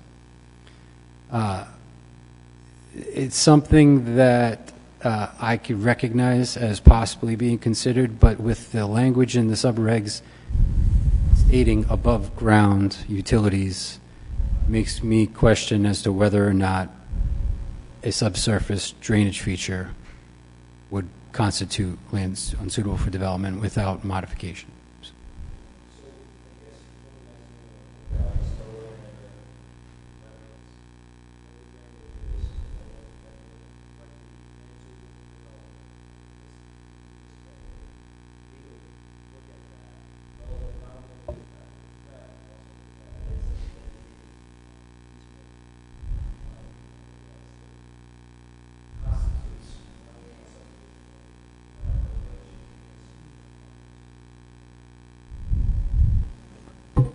Understood. While I'm up here too, we did talk about possibly reconfigure the units. I did hear the comments about getting more forward-facing from Ms. Axelrod. But in terms of the buffer on the east, is there I know Ms. Max mentioned it multiple times, is there a number you're looking for, 20 feet, 25 feet, or is it more the type of plantings within that buffer? I'm thinking at least, given the type of plant material necessary for a buffer, 20 feet rather than 10. Okay. All right. Thank you. And also to add to what Joe's request, location and size of any open space. Okay. Anything else? Josh?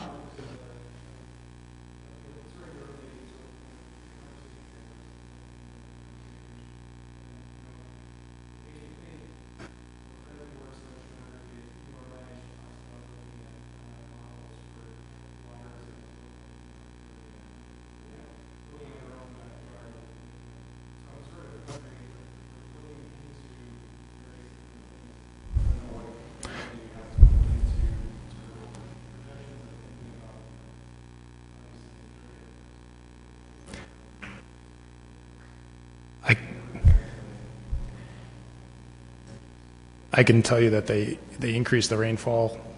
DM increases the rainfall rates we have to use. That gets updated every few years, obviously, because we get more rainfall. This particular analysis, even though it was a small development, this analysis expanded out pretty large. A lot of the drainage that goes to these wetlands, the drainage that goes to the wetlands to the south, and then it wasn't even really a wetland, it's just a pipe discharge. All the drainage that comes off of Cleveland Street discharges down into this low-lying area. That's a lot of the reason why there was an extensive drainage design with the DPW. So there was a lot of drainage analysis that went into this small area that expanded out, not even just this area itself. But to Josh's very valid point, DEM has not changed their definition of what a 100-year or any other storm is at this point in time. And we all know for the past 15, 20 years, that has dramatically changed. And so designing for something that isn't really a 100-year storm, but maybe a much more frequent storm, is something that we as a board have talked about, and we are very concerned about how this impacts both future and current developments. I could understand that concern. I mean, we only can go off of what guidelines DM has. I mean, estimating intensity of rainfalls is a difficult task. I have another question. I don't know if you can answer it, or maybe, I don't know how to ask in a butter, but we had a wicked rainstorm last week. Do we know what was going on this site and this neighborhood when we got that, was it Ina, whatever that big storm was last week? How much water was on this site and how much water was in this neighborhood and how much? I went out. Okay. And it was operating perfectly fine. Some of the abutting areas were not. So water coming off of Cleveland, water on Oak did not do too well, and there were some complaints in those areas, and we're actually looking into maybe addressing a few. There was a gentleman on Cleveland that I talked with just recently. It was even days after the storm, but the concern was that the pond, the larger pond that was developed toward the north, was flow from his property that normally would go into this property was prohibited because of the silt fence.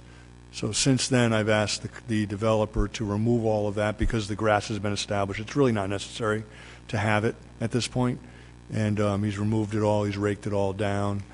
And I'm going to go down and inspect it myself. But that was the only thing that was really associated, I think, with this property. But everything else seemed to operate fine. There was no significant erosion or anything like that. So, thank you.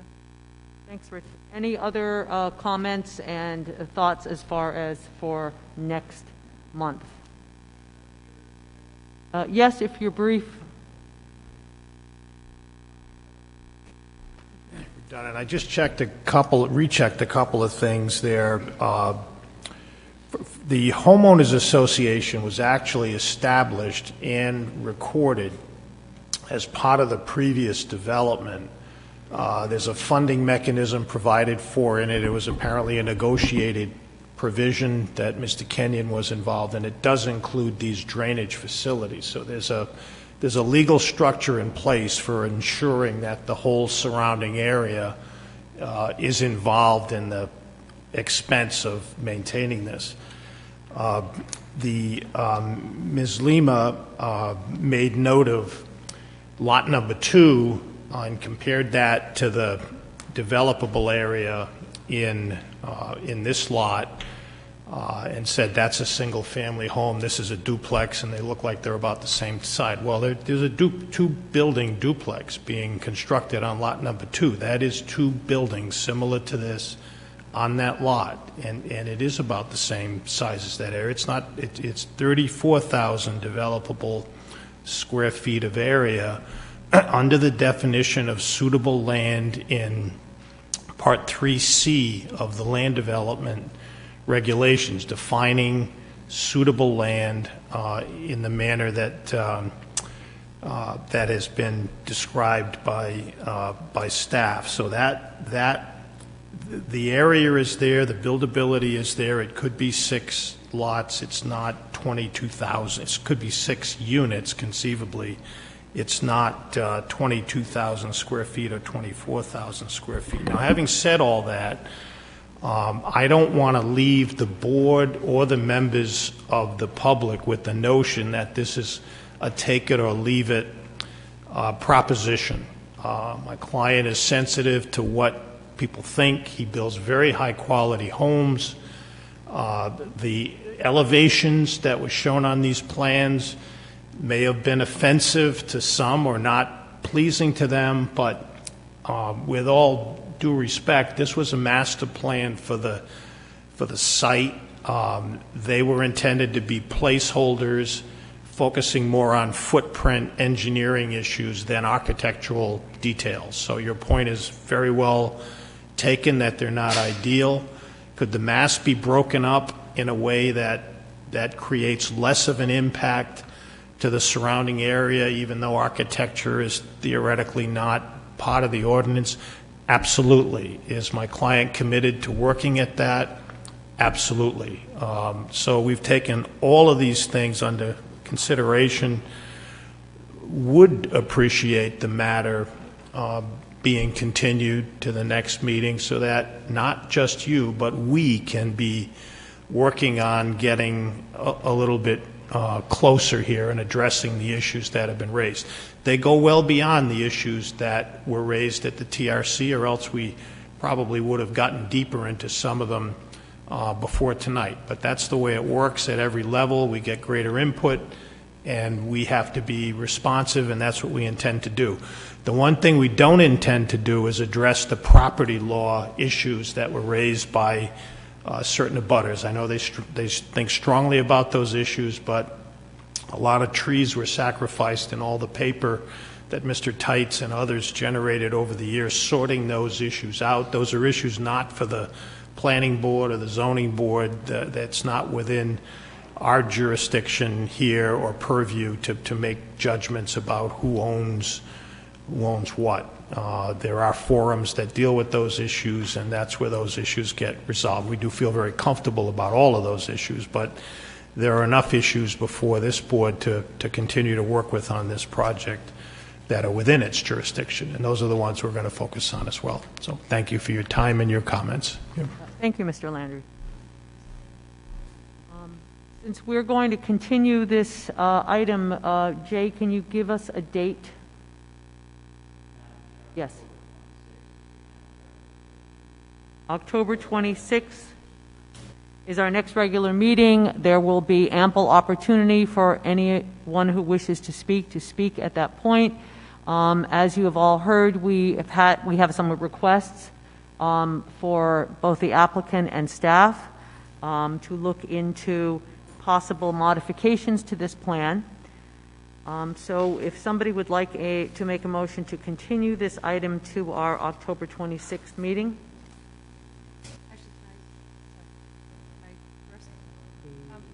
So there's Mr. and Mrs. Vasquez spoke tonight about the property. Is there any remedy, before we close this out, that they can seek to resolve for them Can they talk with you, or is there a document or some way for them to find some resolution with this ownership issue? As Attorney Landry indicated, the only forum that can determine ownership is the Superior Court.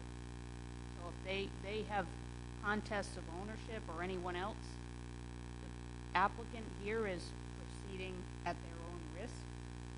It's their opinion that they properly own this parcel, and anyone who wants to contest that, the only way to do that is to file suit in Superior Court. Is there a gentler way for them to maybe understand your research, or something besides something so drastic, something to just sort of, I don't know, ease the anxiety that they have about this issue? Did you guys produce a document that they can understand? Everything I don't think, well, anything that's not privileged that our office sent to the planning board over the years is available for them to review. Absolutely. If it wasn't marked privileged, it's considered open for public review. Anything that was discussed in public. Thank you. Thank you, Amy. Motion to continue? Josh, did you have a question? No. I'll make a motion to continue. We have a motion from Josh. Do we have a second? I'll second that. Second from Susan. Further discussion? Hearing none. All those in favor say aye. Aye. Motion carries. Thank you. The board normally takes a 5-minute break at 9 o'clock, and it is about 1 minute before 9.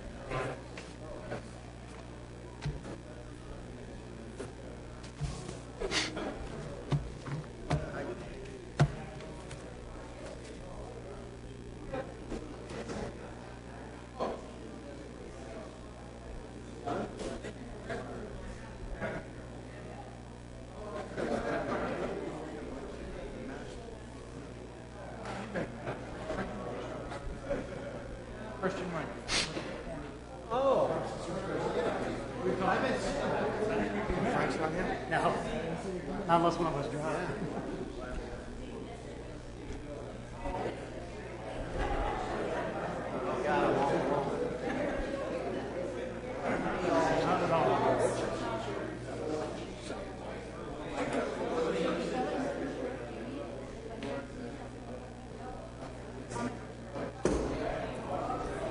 Hey, how's it going? Good, you?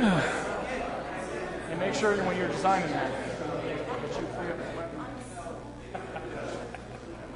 Probably wasn't funny. Yeah, as long as it didn't get caught on record, right?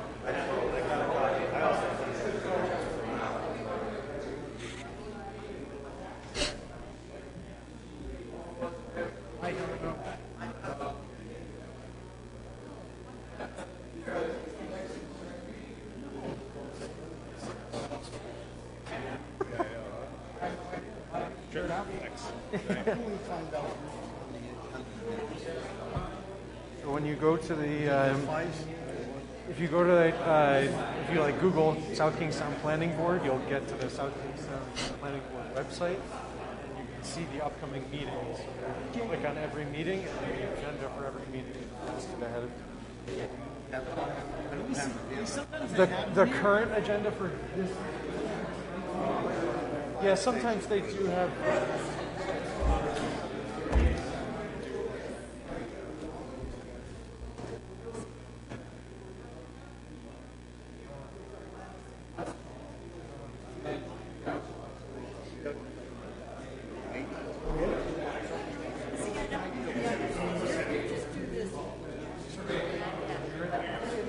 Okay.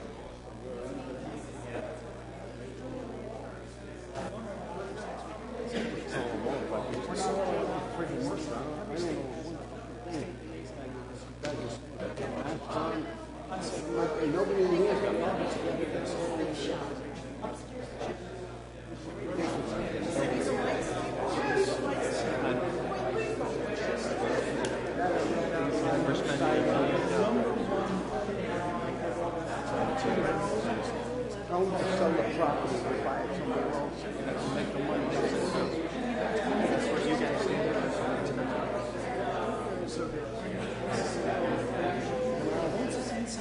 I hope I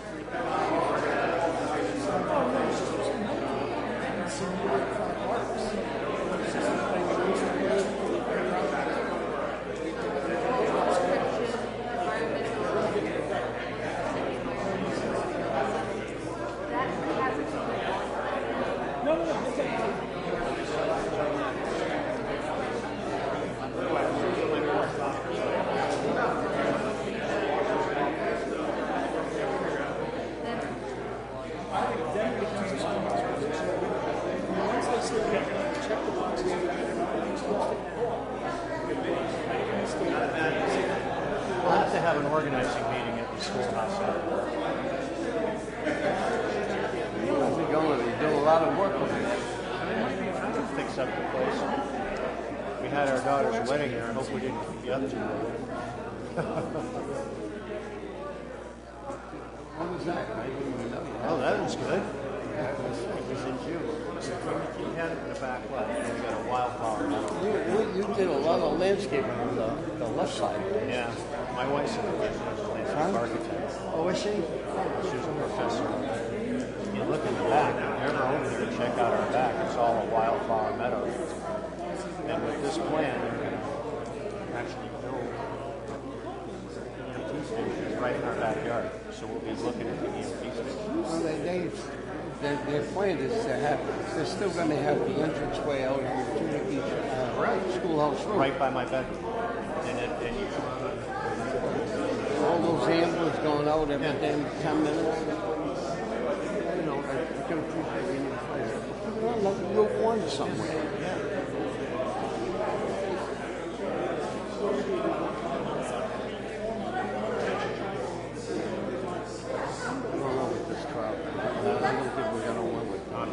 They have no clue what they're asking. Some of the questions.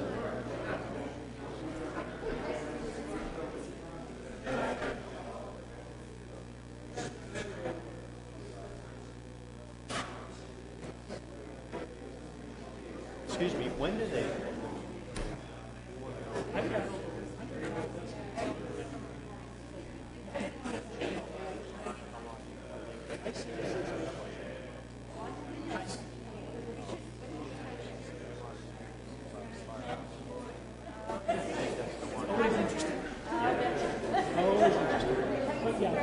We're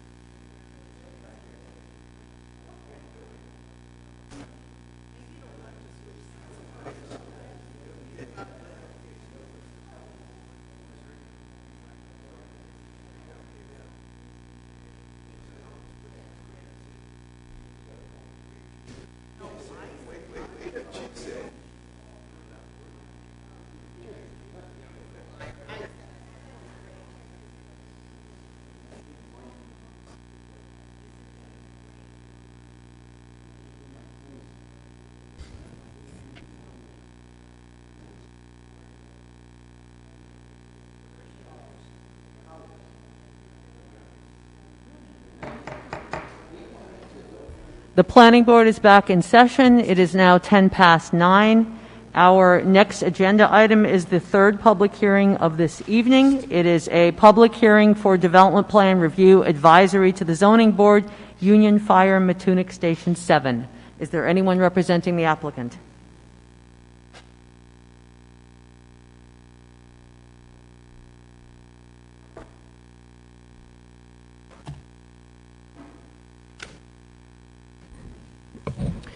Madam Chair, members of the Planning Board, I am Margaret Hogan. I serve as the District Solicitor to the Union Fire District and have so since 1994.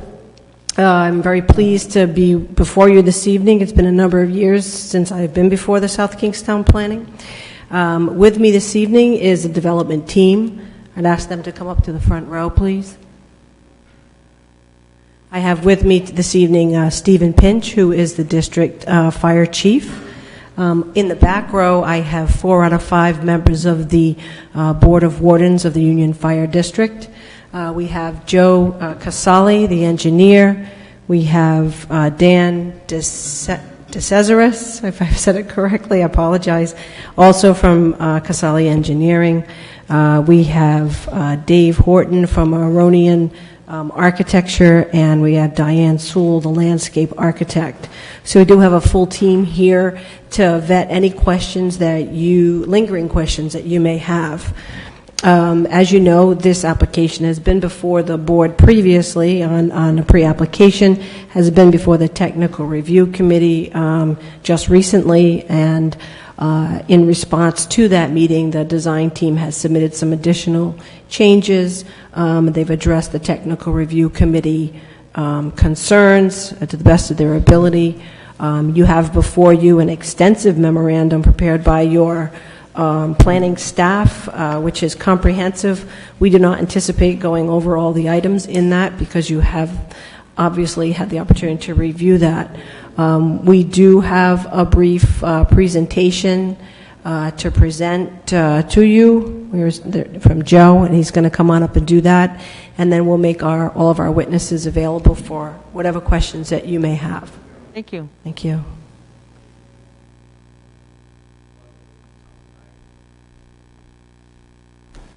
Good evening, members of the board, Madam Chair. Just for the record, my name's Joe Casali. I'm a registered professional engineer with offices at 300 Post Road in Warwick.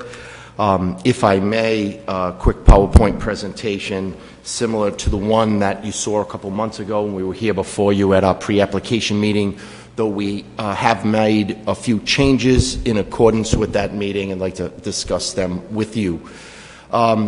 Again, Madam Chair, just in terms of where we are in the community, Route 1, Matunic Beach Road, and Matunic Schoolhouse Road, and that's the subject parcel, specifically Assessors Plat 86-2, Lot 32.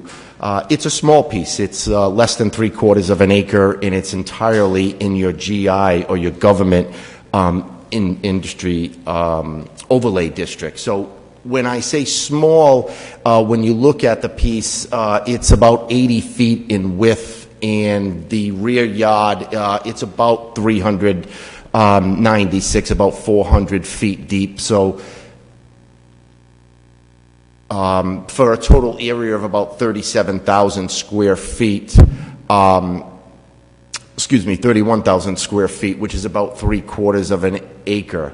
So entirely in the government and the institutional zone, meaning that the use in terms of a public safety facility is allowed by right, and there are no dimensional setbacks front, side, and rear in that GI zone. So the proposal tonight is to remove and dispose of that existing 2,370 square foot fire station, and we'd like to replace that with multiple buildings, including ambulatory services. But the first building is the 5,500 square foot fire station. I say 5,500 square feet. That's the total program for both floors. That footprint that you see is about 3,750 square feet. We've moved it 4 feet off of the easternmost setback. And we did that and you'll see later in the presentation, so we could widen that access roadway by a couple of feet. And I think that's the maximum we're going to be able to comport with. But that's the south elevation, or the street side elevation that you'll see. And that is the western elevation, or what the closest residential abutters would see. And you can see from the building and the foundation how it steps down through the property, conforming to, it's a very, as we've discussed before, it's an innocuous property in terms of its slope. And that's the north, or the rear elevation. You can see that there's a storage door in the rear, mostly for storage of various equipment. And I'll just briefly go through the floor plan. As Attorney Hogan said, with me is David Horton. David is a registered architect from Aharonian and Associates. He's in responsible charge of all this. But if I may, most of that top floor, the front of it, is really just an apparatus bay. You can see how much that it takes up. And then the rear is for 4 bunk beds, and then whatever else is needed in terms of the kitchen, the laundry, storage, and restrooms. Now, the bottom is, because it's a walkout, we really only have use of what just came up in yellow, and that's the storage area. The whole front of that building will be just filled in foundation, at least from a basement level. And we're also proposing a second building, and that's our emergency services building, in terms of bringing ambulatory services to this part of town. We've kept that building 5 feet from the property line, which we showed you at the pre-application meeting. That's the south elevation, or the front elevation, what you'll see, the emergency medical services, and then both the east and the north elevation. You know, respectfully, it's a simple building for ambulatory services. Again, a majority of the program is taken up by the apparatus. In this building, we're able to have both a men's and a women's bunk area, and the rest of it is back to the kitchen, the bathroom, storage, utilities, so forth and so on. In terms of the site, there are retaining walls that are necessary, 3 of them in particular. One of them, which is the westernmost property line, is only 18 inches in height, and we've tried dearly to try to grade this site so we can have a little of effect as possible to our residential abutters to the west. And so that's a segmented block retaining wall. Again, it's about 1.5 feet or about 18 inches high. And we have a couple of other retaining walls within the site, small ones, less than 4 feet in height, and about less than 1 foot in width. We've implemented some bollards that we've discussed at previous meetings. And in terms of parking, as you're aware, Madam Chair, your code requires 16 parking spaces based on the size of the buildings. For our use, we're proposing 12, which is more than we need.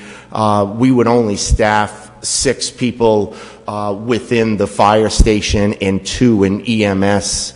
Even with a couple of visitors, it still gives us a couple extra spaces, so we're proposing 12 and not the 16, which is one of the zoning variances that I'll get into in a minute that will ask for your recommendation, which I believe we're scheduled for the November zoning board hearing. In terms of the site, again, the accessible ramp, and one of the other elements we'll be asking for is that drive aisle by code is required to be 24 feet. We had proposed 20 the last time we saw you. We were able to get that up to 22 feet by moving the building over and tightening up some of the retaining wall areas. And we were also able to widen the spaces and the striping so there are no longer any conflicts if there are vehicles in the spot.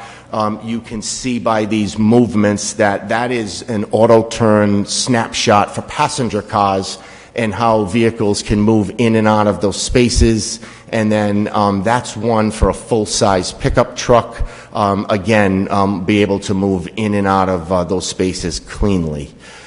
In terms of the ambulatory, that is, we're just going to have those ambulances route around the building. That's why that's sort of a drive-through, so we can position them in that south-facing manner in case, if and when emergencies come into effect. Our dumpster pad and enclosure, we have tightened that a little bit to alleviate any concerns of parking. We've put snow storage areas on, and we've also submitted for your review a photometric and a lighting plan. We have at the western property line our abutting residential neighbors at most 0.3 foot candles, which is known as de minimis, less than a half of a foot candle. So we're cognizant, and we are trying to the best of our abilities not to have any light pollution. These are all LED fixtures. They're all dark sky compliant and will be directional lighting. In terms of landscaping, Diane Soul, our landscape architect, is here with me tonight. Again, pre-existing site, Madam Chair, we're trying in terms of practicability to meet all of the landscaping standards. There are 5 specific ones that we can't meet, and I'll go into detail. Basically, it's the building, perimeter, street trees that is going to be difficult for us to meet. In terms of septic, one of the elements that's not an encumbrance on this site is we have very deep water tables, 10 feet to be exact. In some of the holes, we weren't even able to encounter the water table. The backhoe just wouldn't get that deep. But what we're proposing is to remove that existing cesspool that's servicing the current fire station, and we're going to have a current septic system that'll handle both buildings. You're going to have one tank and a pre-treatment device that will end up going into a recirculating tank servicing both buildings, and we've selected a system called a geomatrix system, and we did that specifically because of this site. The bottomless sand filter would have not been able to been put under pavement, and so trying to reduce the amount of impervious areas in pulling that parking back, we felt that this was a better system. The last we saw you, we discussed the venting and where that would go, and that just popped up on the screen, that we'll keep that vent as far away as we can. That'll be a gooseneck type appurtenance with a charcoal filter that will reduce any potential smells coming from the system. In terms of water, we have an existing water main and a hydrant very close proximity to the site. We're going to take advantage of that and bring both domestic and fire protection services into both of the buildings. There was a comment at the last meeting about potentially a meter pit being required because of the proximity of being only 52 feet from the meter to the main. We don't believe that a hot box will be necessary. And in terms of drainage, you can see that the topography mostly flows in a northeasterly direction, and we want to mimic those existing conditions in terms of our drainage. We have a small UIC just handling some overland flow, not to have any increase in runoff on the Matunic Schoolhouse Road, the local. We also have a small UIC that's going to handle the middle of the site. And then for everything to the north or to the rear of the site, you'll be in a more conventional sediment forebay with an infiltration basin. So we're able with this drainage not only to comport to the local standards of attenuating peak runoff rates, we'll be able to do a little bit more. We'll be able to reduce volumes because of the deep water table and our ability to implement infiltration practices. We also have specified a couple of tight tanks. Those are for washdown areas, not to mix some of that water from the bays into the water table. And so lastly, in terms of our permitting requirements, again, we were last before you, Madam Chair, in July of this year for our pre-app.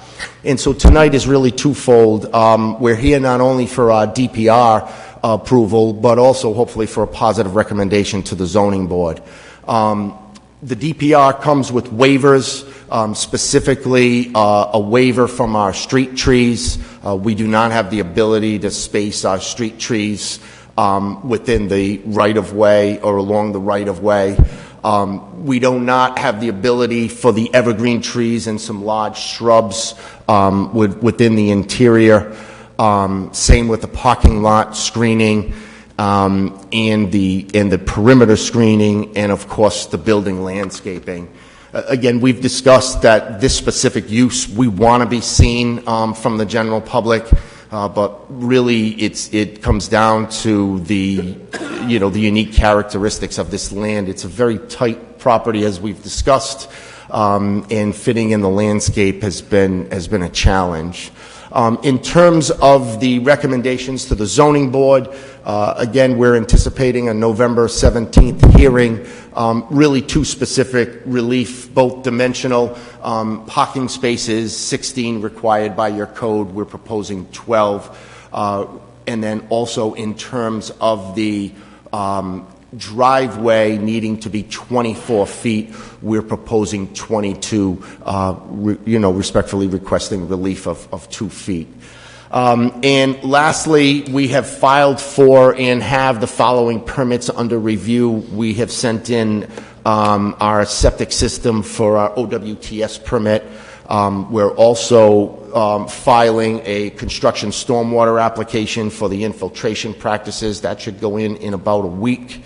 And Suez Water, I'm sorry, I think that's a mistake. That should be South Kingston Water. That's your local town water. And then ultimately, should we receive our approval from the zoning board and all of our state permits, we'll be asking your local building official for a building permit. Madam Chair, again, I'd be happy to answer questions, as will David or Diane. I also have Chief Pinch here with me as well if there's operational or procedural questions. Thank you, Mr. Casali.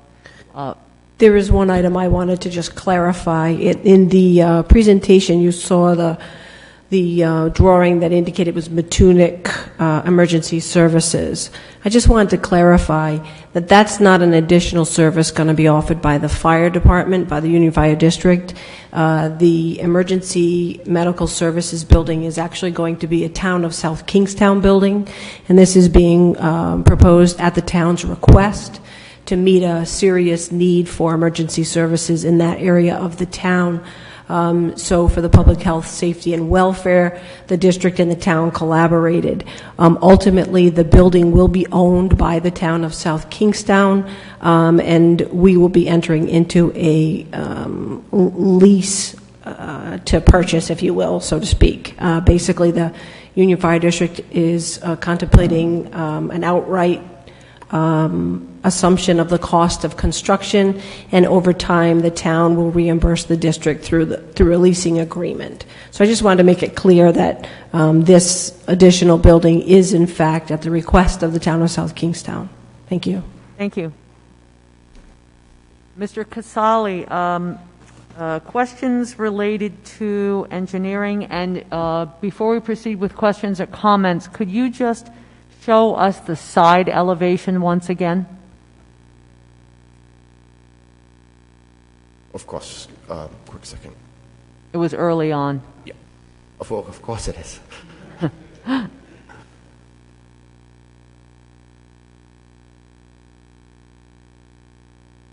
That's the west or the side elevation. Yes. Thank you. And given the constraints of the lot and the topography, particularly as it goes toward the north, can you explain to the board not only what specifics in your plan will address any issues related to, say, a significant storm, as well as a better explanation of, you've mentioned the height of the retaining wall, but the impacts, the amount of excavation for those retaining walls, and any fill that needs to be brought on site. You don't need a specific number, but say a percentage of fill.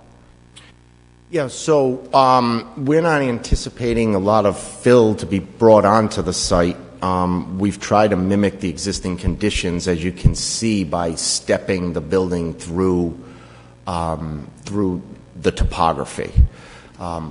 What will need to be done is, there'll be movement of soil, and we'll want structural fill, not just common borrow, under those foundations. So, commonly you would scrape the loam, stockpile it, same thing for the common borrow, and then as they start excavating for the foundation, they're going to need to bring structural fill there. In terms of a heavy storm, all of these drainage appurtenances have been designed up to the 100-year storm event. So one of the benefits of this project would be that we'll be in conformance, and you'll be in a better condition in terms of runoff. There is not a localized flooding condition that I'm aware of. We're not in any type of flood zone, but we can definitively say that there will be no exacerbation in terms of stormwater negligence on the site at all. Great. And when we get to the landscaping, perhaps then we can have an additional discussion as far as the impact of the retaining wall on the existing buffer to the west. Yeah, so that retaining wall, when you look at it, its design is to not have an impact on that buffer to the west. So this is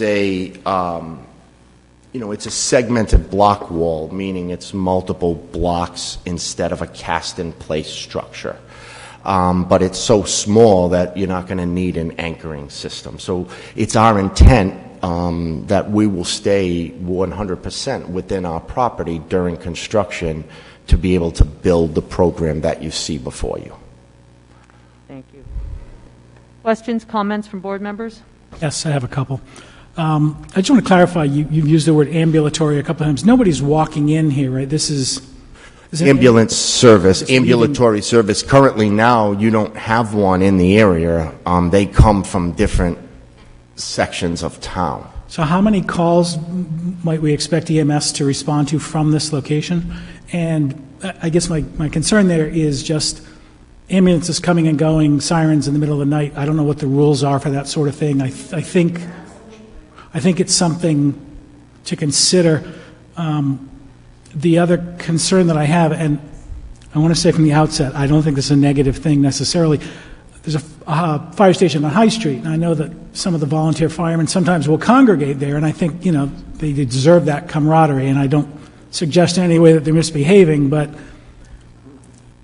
5 or 6 or 7 young guys hanging out at the fire station is potentially an issue for neighbors. And again, I don't know if the fire department has rules about that sort of thing, but just those concerns about this being so close to the house next door in a quiet area of town. It should be noted that it's further from the house next door than it is today. Mm-hmm. It is an existing fire station and has been since the 80s. Right, but we're adding the service. Right, at the request of the community, we're asking emergency services, and when you live next to a fire station, you probably will hear sirens. You're on a main road. You're next to a GI zone. A lot of these are pre-existing, non-conforming conditions. Mm-hmm. This isn't a zone change that we're asking for. This isn't a fire station that we're asking for that's not there today, where we have the need to expand. In terms of the amount of calls operationally, I don't know if Chief Pinch can weigh in on the amount of calls that we expect. I would like to say that we have gone through significant design changes to accommodate the abutters. It would be a lot cheaper for us to put that ambulance in the bottom of that walkout like we had it. They were concerned with lighting in the middle of the night, and now we have to build a standalone building. We had that building a lot further to the road, frankly, where it belongs. It's a firehouse. we've pushed that building back at their request. I understand the need. I'm sorry, I just wanted to this wasn't respectfully, our first design. We have gone through architectural iterations. That building was on the west side of the property line, and we changed that. I think just what I'm asking for is some consideration from the fire department and from EMS that it is a quiet area, and it would be nice if we could maintain that as much as possible. Yeah. I mean, come on up, Steve. I don't know that I would expect any more congregation at the new firehouse than I do at the existing firehouse. Yeah, I would say I drive by it everywhere I go. I see some nice young men out there. The most motion I see is maybe washing their truck. Right. One fact that the board should also be aware of is that this will be the fourth fire station that has been renovated/replaced by the Union Fire District. This is a long-range capital planning process. Tower Hill being the most recent one to have been completed, and we celebrated a grand opening approximately a month ago. So Chief Pinch has been the driving force behind this capital project spanning over a number of years. He's quite familiar with the activities of the fire personnel, and they answer to him. So I would give you Chief Pinch on those kinds of questions. Thank you. Hi, Chief Steve Pinch from the Union Fire District. I can say the station's been there since the late 80s. We did spend a great deal of time trying to find another piece of land down in the Matunic area. As you can imagine, that's extremely difficult. We spent extensive time dealing with the land trust to get more of a rectangular piece of property so we could cut out a lot of the pavement going back. I understand that the neighbors don't want the fire station expanded. If I lived there, I'd probably feel the same way. I believe they purchased a house in about 2008. Fire station was there almost 30 years before that. I take offense to the comments about the firefighters. They've been there for years. They've been good neighbors. They're all in the back. Anytime there's a problem, I'm always going to have a call. Mr. Schwab himself has told me that he got to have a relationship with John Nielsen and Andy Duckworth. But that's not the issue here. The issue is the town is growing. We all know that. The service needs to be done. I can't operate out of a fire station from 1978. We're trying to move to a model where people stay at the station more so they can respond out quickly. Because we had that model, a young man was saved at the projects a few weeks ago at Curtis Corner Road. If that truck had not been manned at the station, that person wouldn't be alive. We're trying to get those services down south. Quite frankly, the people who live in the south part of the town are getting mistreated by the town because they don't have emergency services and they don't have the type of equipment or the buildings they deserve. So I feel, and neighbors don't want that next to them, I understand that. We tried extensively to do other things. We couldn't get anything anyway we turned. We're left with this. We can't operate the services we need to operate out of the existing building. So that's how we got to where we are today. But, we're happy. Certainly, if the firefighter is allowed at night, they can call the police and they will call me and we'll certainly come down and address it. I can say I've been chief since 2016. I have not been called down there once. So, I'm not saying there wasn't any events, but I haven't been called. So. Yeah, and I just want to reiterate, I was never suggesting that firemen were misbehaving in any way. It's just, I just noticed it. It's one of those things that someone could make an issue of. Oh, I understand it. We also agree that, our trucks don't turn the sirens on pulling out of the stations at 1 o'clock in the morning. However, it is a pretty well-traveled road. We all know the town's a lot busier than it was years ago, and that road's a cut-through. And if we were pulling out going to a fire at 1 in the morning, there's traffic on the road, you may have to use your siren. It's not an ideal choice, and it's not something we would try to do. And also, as far as noise goes and rescue, is we built that so you could drive through to eliminate the backup beep in the middle of the night when the rescue came back. Again, without that, we could reduce some of that pavement. We're trying to do that to eliminate the noise. Again, we could save money and do things easier if we were not trying to think of other people. However, that rescue, and I wish Director Stanley was here because he could tell you how many times a rescue goes down to Green Hill. We do have people in the audience, though, that have waited for a rescue down in Green Hill, and they know how long that takes and the difference that makes in a life-saving event.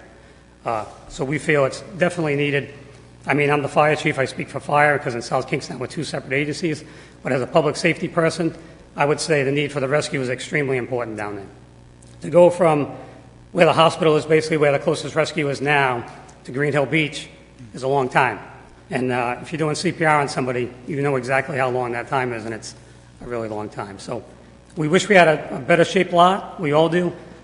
This is kind of the cause that we were dealt with, trying to do the best we can with what we have. If you guys have any other questions, I'll be. Thank you. Thank you. And are there any additional questions from board members for Chief Pinch? Susan. Hi. I have a couple of questions. So I am concerned about the vast amount of impervious pavement.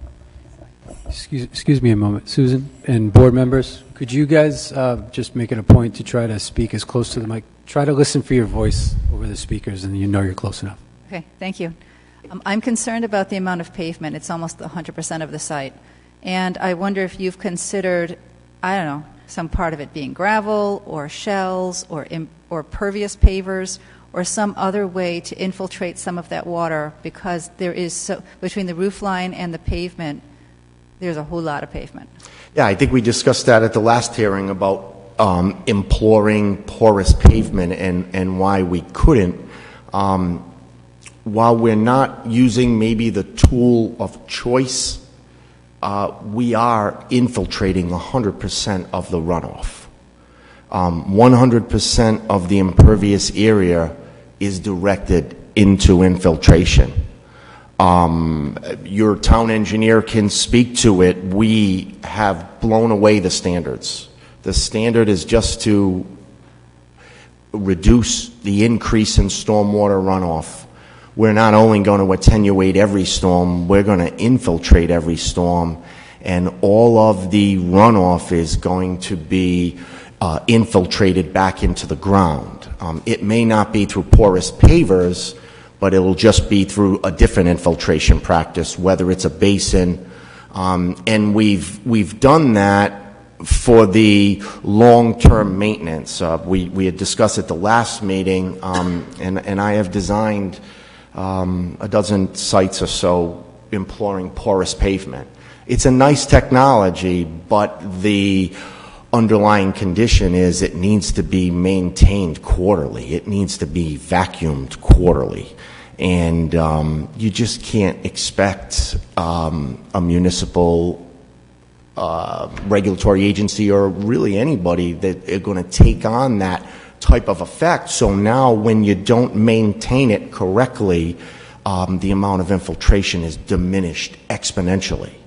Where this type of system has very little maintenance because it has pre-treatment before the infiltration.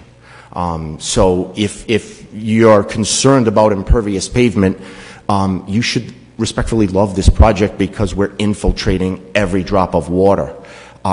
To reduce the amount of pavement, we're seeking not one but two dimensional variances from your zoning board.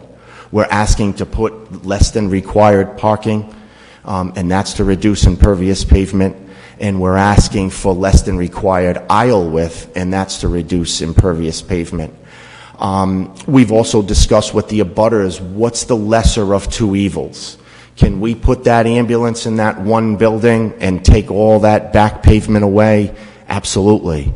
But it was decided that this was the preferred layout. And so we're balancing the lighting, the noise, and what gave way was the amount of pavement. But why we made that choice was we had a remedy to the pavement, and that was the very deep water tables, and we're able to infiltrate it. Okay, so so I'm not an engineer, and I'm not very skilled at reading plans, but if we had a big rainstorm, where exactly will infiltration take place? Is it just the grassy area to the very north end? No. Sorry. That's okay. Let me get there. So specifically, that first area, that triangular area that goes to Matunic House Road, that's going to go into an infiltration basin, that green basin that just came up. Mm-hmm. So there's a catch basin at the corner of the site. That's where the water goes today. We're going to capture it and infiltrate it. And then the middle part of the site, where the two grade breaks are going to go into that large infiltration basin. And that's going to handle the roof runoff and some of the parking lot runoff. The parking lot runoff is going to be routed through pre-treatment like catch basins, but the roof runoff will be able to go directly into that UIC. And now the rear of the site, everything from the ambulance building back, the pretreatment is that sediment forebay, and then that basin is not a detention basin, that's an infiltration basin. So that water will be able to perk into the ground. We'll be able to put material and media underneath it like sand and with the deep water tables. So it's just as the DEM wants it. We're not only infiltrating everywhere we can, but we're using infiltration methods that have pre-treatment and are not susceptible to heavy maintenance. And also, we're not infiltrating in one space. It would be very easy for me to take the water all the way to the rear and just put it in a detention basin and have it go out the back property line and say I met the code. But with this amount of infiltration, we will be feeding back that watershed in multiple locations. We've broken that down, and that's exactly what the new regulations tell us to do, which is why we expect this to be very well received at the local level and the state level. Thank you, and that's excellent. I didn't understand, so thank you for No worries. clarifying that for me. I have a couple other quick questions. What is a snow storage area? Is that a paved area, depression? What is that? No, we were just asked by the community, and it makes sense on a tight site. Do you run out of space in this area? Where are you going to put all the snow? Because the snow is, when it picks up the pollutants in the sand, it becomes dirty, and we don't want it into the drainage basin. So we've put a small area there for snow removal. We all know how much snow we get, maybe not so much down in this corner of the world, but we get enough snow that if we have to, we have a small area to put it. If we're overcome in larger snow events or multiple back-to-back snow events, we're just going to have to remove it and take it off-site. Because... Is it paved or is it vegetated? No, that's just a grass landscape area that I just like to have the curb down and just have the snow kind of just be piled up over there. Okay, thank you. Yes. And then I have another question, but I'm not sure if it's for you or for landscaping. I wasn't clear. I drove by the property, but I wasn't clear where the property lines are. And to the left of the building, between you and the next-door abutter, there's a very lovely row of evergreens there. Yes, there is. Are those yours, or are they theirs? Or are they being removed? Or are they being replaced? Okay. Yes, I didn't so- realize your line was way over there. Are all of those shrubs being removed? Yeah, so on the plans, we're cognizant of what a beautiful stand of trees that is. And we have a Class 1 property line survey that located those shrubs. There are areas, and they're called out on the existing condition plans. There's two sets of areas where we want to, one, protect these two large trees in the rear, and two, we expect some selective clearing up to our property line, and that's where there were comments by staff that I believe we incorporated in terms of root pruning, so that we can, it's our intent to keep that healthy. We understand it's the abutters, and it's a great visual buffer for both of us. So we, as much as we can, are trying to stay away from that, but there are portions of that stand that are on our properties that we do need to cut back in order to put our program in. They would be, they would be trimmed, or they would be removed thereof, leaving a hole? I think we had called for, selective clearings to accommodate the retaining wall. So it's trimming. We don't anticipate removing anything. From what I have seen and the survey, there are no roots or trunks that are on our property line. But I do see the tree line. Mr. Casale, to Susan's point, that is something worthy of discussion when we get to Ms. Sewell and the landscaping portion of your presentation. And if I may, just on specifically that sheet 1 of 9 will show the exact areas that we understand the trees, or at least the canopy, is over the property line and just needs to either be where we can not touch them, which is those 2 trees in the rear, where we have to along that western property line, as minimal as we can with the specification of the root pruning. Okay, thank you. Other questions for Mr. Casali? Please continue with your presentation. That's all we have, unless there are further questions. I know that your butters are anxious to speak, and we will sit and listen. Yes, perhaps a brief conversation and questions relative to the landscaping, as you had mentioned that, and Susan had mentioned that buffer on the western portion of the property.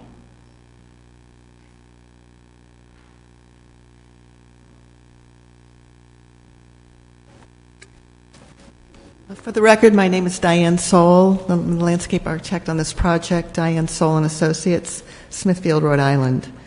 I don't know that I have much more to add than what Joe had said as far as selective root pruning. We will need to trim some limbs that are overhanging the subject property, but our intent is to just go in minimally and root prune. And maybe the thing to do is, once the wall's been constructed, go down there and do some flagging, tagging of what we need to do before it's done. Ms. Soul, as you are well aware, root pruning is something that needs to be done not only correctly, but the timing of root pruning is very important in terms of the relative health of the tree going forward. One of the things that we have found in the past is having either an arborist or a landscape architect on site when the contractors are doing the installation of the retaining wall, for example, and having a very clear area and clear directions to them, because you get someone in the backhoe who isn't a plant person, and not only do you risk compaction and a slow lingering death of the plant material, but again, overdoing the root pruning and then ultimately the demise of the current buffer. So, I would suggest a certified Rhode Island arborist be on site once that we get to that point in the construction. that's a very good suggestion. Thank you. Other comments relative to landscaping, buffering on the site? Susan? Hi. First, thank you. I appreciate your now use of all native shrubs in the back parking lot. That was a recommendation of the board, and we did go in and change that. I'm really happy to see the choices that you've made with those. Good. shrubs. I do have a question about the top right portion also. Again, because I don't know where the property lines are, I can't tell if all of the trees and the shrubberies that are visible on that property line belong on the neighboring property or belong on this property, and how much will be removed. I guess the whole property line there are they trees on the land trust side that overhang your side, or are they going to be removed by you? And so how much of that vegetation belongs to you and will be removed? We'd like to direct your attention to sheet 1 of 9 of the existing conditions site plan.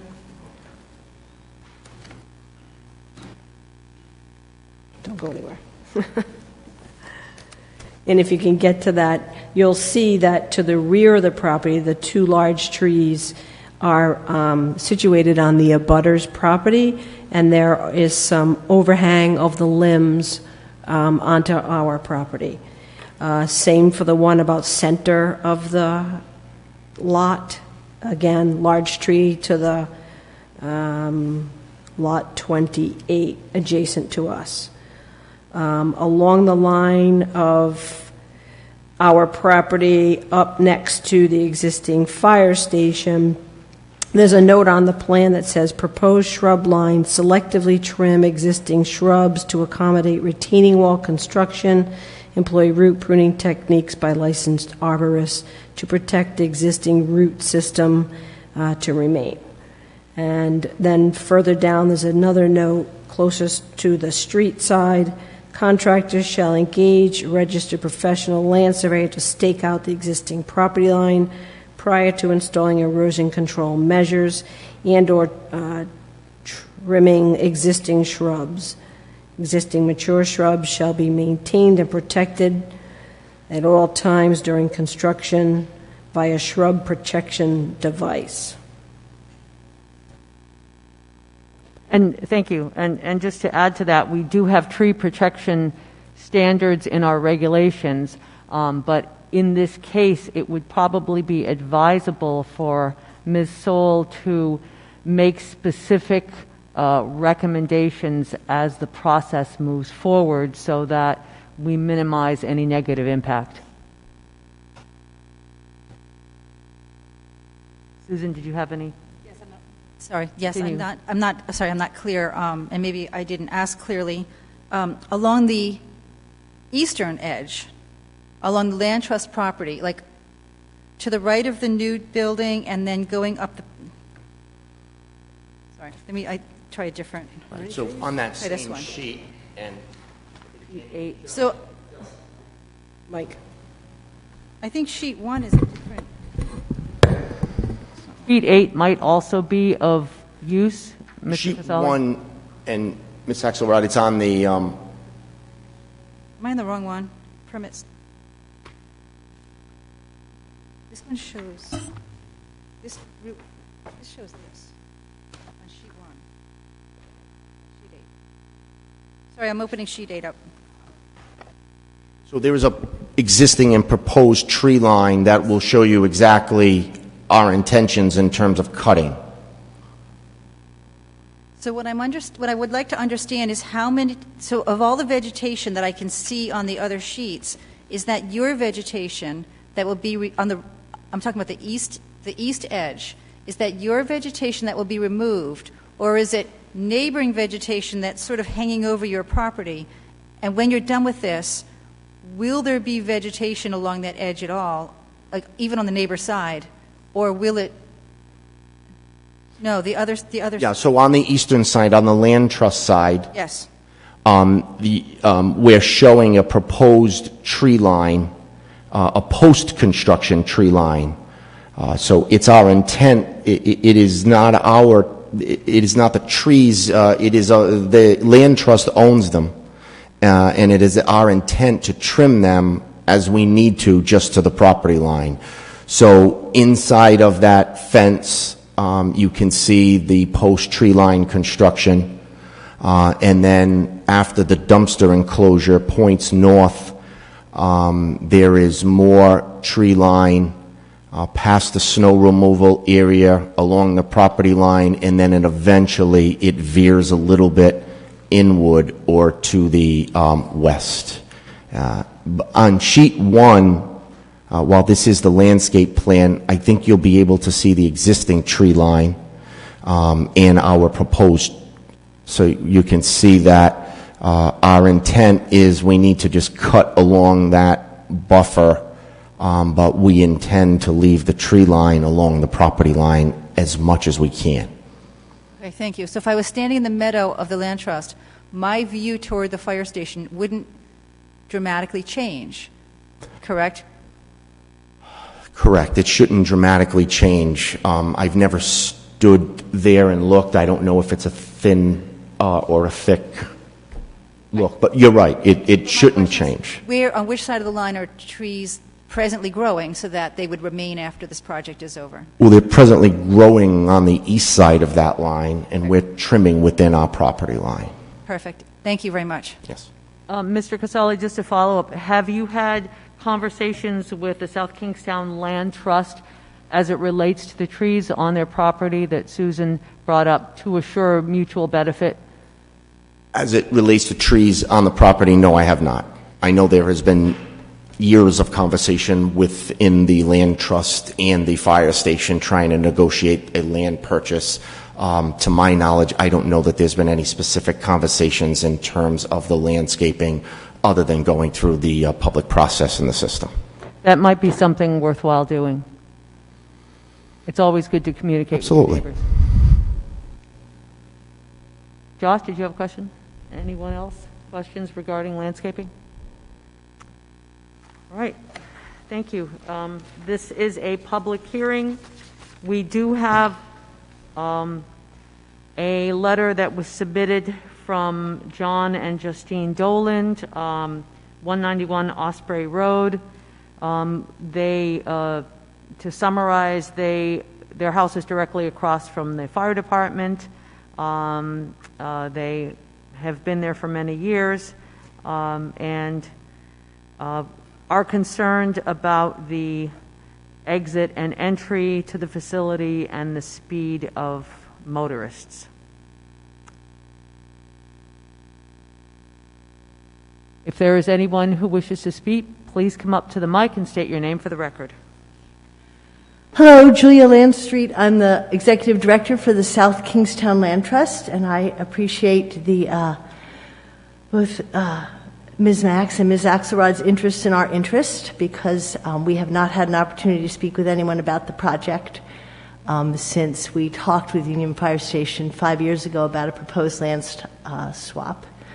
So, and I'm hoping that there's an opportunity to circle back around and perhaps we could see the east elevation of the building, having only seen the west elevation of the site, to see what the retaining wall would be like on that eastern facade that abuts our property. I would also like to comment, though, that I'm pleased that they focused so intently on water infiltration, because we have, in addition to the extremely restrictive covenants on this property, we also have a farmer who leases that 6-acre plat from us on the corner, and it's an organic farm, and I know that they would be extremely disappointed to know that all of the salt and water from the building would be channeled into his farmland.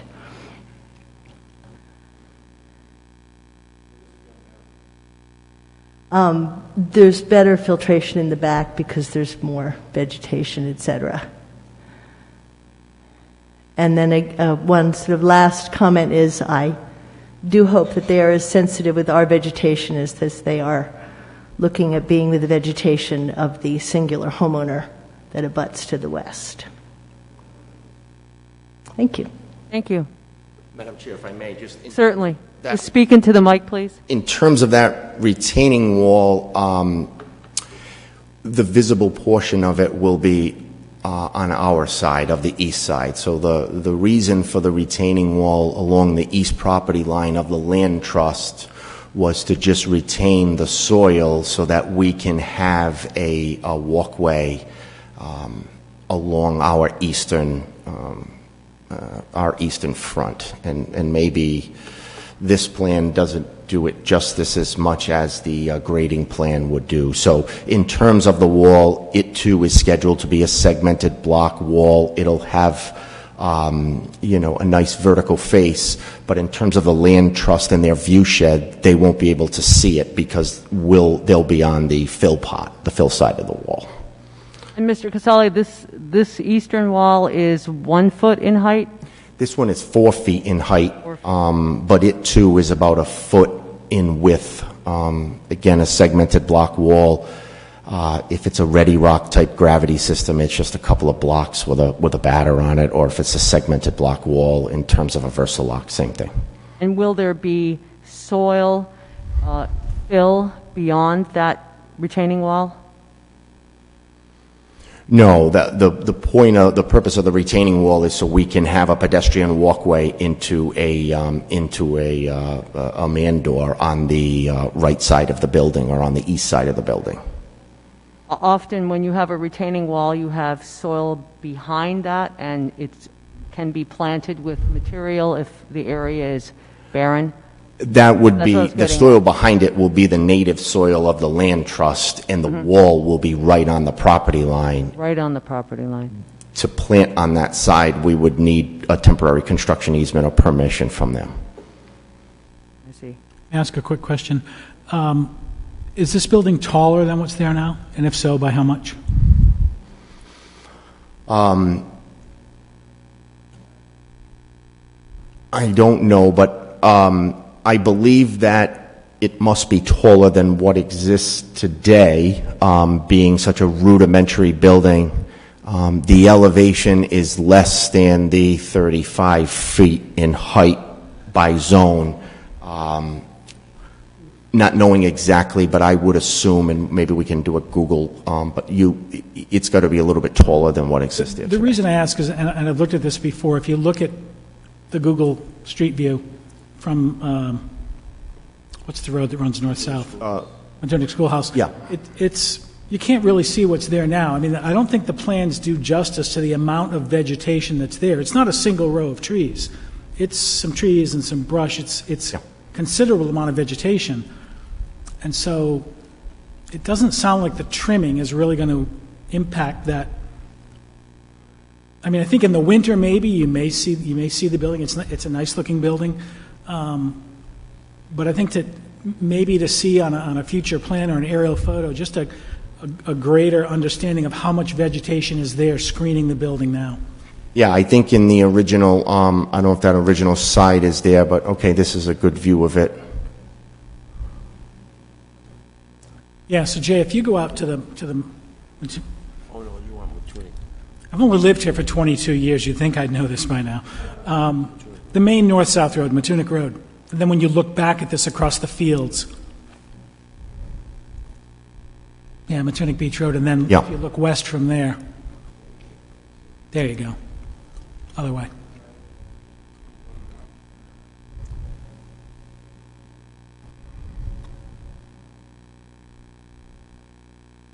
I mean, that's not just a row of trees. That's a lot of... Right. You can't see the building. Not now. Right, in the winter, yeah. Anyway, I just think that the plan doesn't really... I don't think the plan does justice to the amount of vegetation that is there. And normally, we would strive for the building not to be seen, but in this particular use, being a fire station, there's a balance that comes with that. In times of emergency, we want to be seen. We want the general public, someone who's not familiar with the area, to be able to find us. Thank you. Please come to the mic and state your name for the record. My name is Richard Schwab, and I am the abutter on 61 Matunic Schoolhouse Road. My wife, Kristen Schwab, is not able to be here tonight. She is a retired professor of landscape architecture, actually, and has her own firm, and actually has written on sustainability. And I'm kind of in shock by listening to some of the stuff tonight that says some of the changes to the building were done to help us. Because the feedback that we gave back in January when we were asked to maybe consider downsizing, protect our buffer, not encroach, not pave so much, maybe make good use of the land, they actually did the opposite with the planning and adding a new building. So I'm, while with all due respect, I'm just stunned. So I'm going to read my wife's letter here because this whole project to me is just, it's just got us, I'm going beside myself. And let me start by saying I love Captain Duckworth and John Nielsen, and they run a great professional firehouse, and they're great guys, and I'm very proud of what they've done and for their awards. So this is not about the firemen. My dad was a volunteer fireman. This is about just using the land properly. I'm going to read this then. As the most direct abutters to the planned expansion of the Matunic Firehouse in addition of a standalone South Kingston EMT station, we wish for our concern and protest at the lack of humane, common-sense planning represented by this proposal to be on public record. We live in a historic 1904 schoolhouse, which was ironically saved from being burned as a firefighting practice exercise by the wisdom of then Town Councilman Gilbert and Egley in the 1970s. The Matunic Firehouse has been our neighbor as we have lived here for the past 12 years, and we've had enjoyed a congenial relationship with a volunteer crew. We look forward every year to Memorial Day pancake breakfast they put on for the whole community and are very appreciative when they dispensed at the antiquated ear-splitting horn that went off at all hours of the day or night when call went out. We have been aware for several years that the district wanted to replace the firehouse with a larger and more modern facility, and we have worked in good faith with them to develop a vegetative hedge that everybody's talking about here. What wasn't talked about was that when we moved in here, that was ugly undergrowth full of beer cans and invasive species. We asked them to partner with us to clear this land, and we would pay for the installation of trees. They contributed $400. We contributed $400. We hired a local landscaper who cleared the area, and then we've spent $15,000 putting in this buffer zone with mature trees so we'd have an immediate buffer. The firehouse helped us water those trees. We put them in collaboration with them, with Andy and John, and we were doing great. We have a great relationship. So now talking about, and their lot line, I can show you where the lot line is right here. The lot line's right there. We planted it together. The stumps are on our land. But there's no setback because of the zoning here, which to me, what's crazy is I'm listening earlier about people fighting over 100-foot setback, and here our town who does all this planning and says they're environmentally sound, in this instant, they don't have to play by any of the rules. And instead of setting a standard for planning and good use of the land, I mean, we're doing the opposite. I'm having a hard time putting my arm around it. When we came aware last year that the town were in services with the district to replace the new MT station on the firehouse site in concert with the rebuilding of the firehouse, we were concerned. With a narrow road frontage of less than 80 feet, this site is small and dimensionally challenged for even the existing firehouse. The rural residential neighborhood and road on which it's situated lends itself to as a low-intensity volunteer fire facility. But to add a separate full-time ENT facility to the site increases the land use beyond intensity, beyond a reasonable level.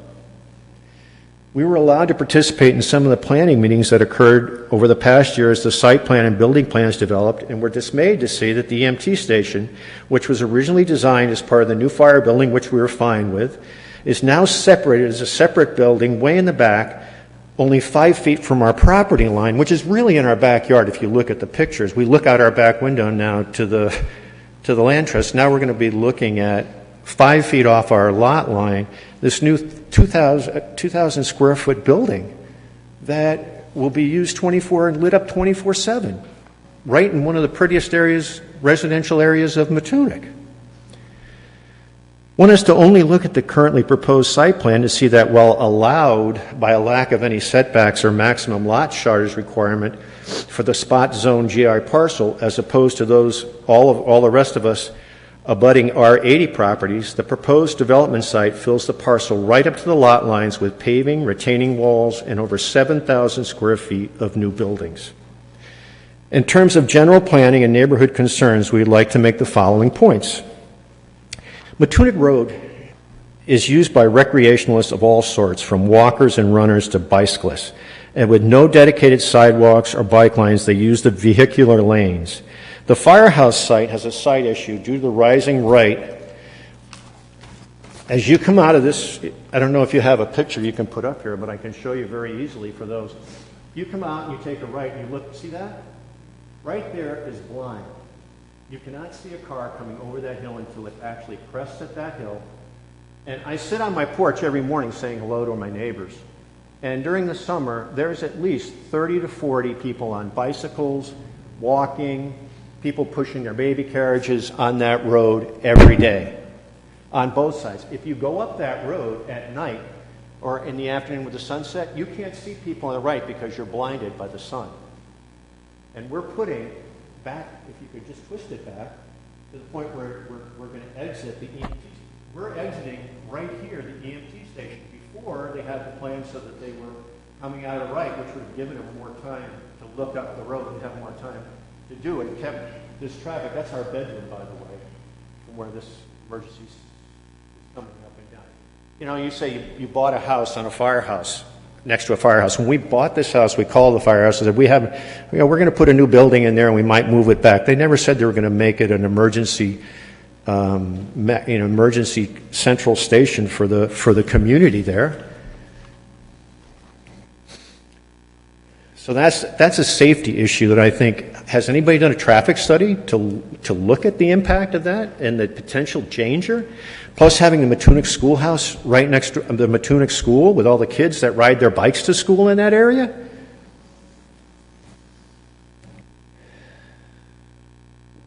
I'm appreciating the site lighting, but now when you come down that Matunic Beach Road and all that's going to be cleared out, and you've now paved and put buildings all the way to the back of that lot, which is in the middle of the South Kingston Land Trust, as you look from Matunic Beach Road, you're going to be looking at a big parking lot and a drive-through fire building in the middle of a residential neighborhood.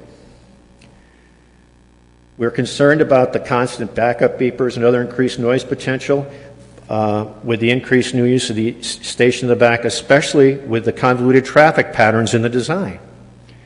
If you look at this plan, it's like all parking lot and drive-throughs. The development of the site means that every square inch is covered with either paving, building, or stormwater storage. Even the septic leach field is under a paved area. What we've learned tonight that you can do that if you're in the town, you can kind of do anything you want, I guess. There's no landscaping, no vegetation of any kind, or fencing to even make a pretense of buffering the effects of noise, light, and traffic throughout the site. With a town expenditure of over $1 million to rent the site for the next 10 years, is this really the best solution that can be found? Nobody's in here saying this is a good site, yet we're investing $1 million to put a building in a residential area that's sensitive, and everybody's admitting it's a bad site. Which I mean, it's hard for me to put my arms around. Is this what data even exists to support the need for this location, and can this be shared with the public? What are other sites and cost-benefit analyses have been considered? And I understand this is the Union Fire District, but we are taxpayers to the fire district as well as we are taxpayers to the town, so shouldn't we make good use of taxpayer money? While there is some indication that efforts will be made to preserve the existing evergreen hedges and large evergreen trees on the shared border of our parcels, we notice that one particularly large and critically located fir tree is not shown on the plans, which is concerning. It's also doubtful that the existing buffer planting will be able to survive the scalping they will undoubtedly receive in order to build up the property. And all our investment and work that we did with the firehouse team will be for naught. And it's all because they want to build right on the line. A retaining wall to hold the driveway is shown to be directly on the lot line, which could not be accomplished without some disturbance to our property. With only 5 feet between the proposed EMT building and our lot line, it's hard to imagine how the building can be built and maintained without infringing on our property. Not to mention the incredibly unsightly view it will create for our backyard. This proximity does not even allow for any screening to be provided on the building site. And we're not the land trust, we're the people who live there and invested our life savings in saving the schoolhouse and renovating it and putting in a wildflower meadow in the back and doing everything we could environmentally sound to sustain the area. At least if the EMT building were moved to the east side of the property, at least they could put a hedge between the driveway and our property line to make it less ugly and intrusive to us. Finally, in closing, we understand that there is some apparent need for increased EMT service to the southern part of town, but we and our neighbors are left scratching our heads when we look at this shoehorning of a facility into an inappropriate site. So many other easily accessible, less neighborhood disrupting sites could be possible. Innovative and beneficial land exchanges could be made. In lieu of such common sense, community-minded planning, reasonable limitations could and should be put on how GI, government institutional zones, can be developed, especially when they exist as spot zone parcels in the middle of residential neighborhoods like this. This is not on Route 1. This is not in a downtown area. This is probably one of the prettiest areas in Matunic and what drew us to this. This is done in many other communities where maybe they might not. The law says they can build up to the lot line, like we've heard a lot from our engineers tonight and our architects. But in other towns where these exist, they've honored the setbacks because they're good community members and want to be good parts of the community.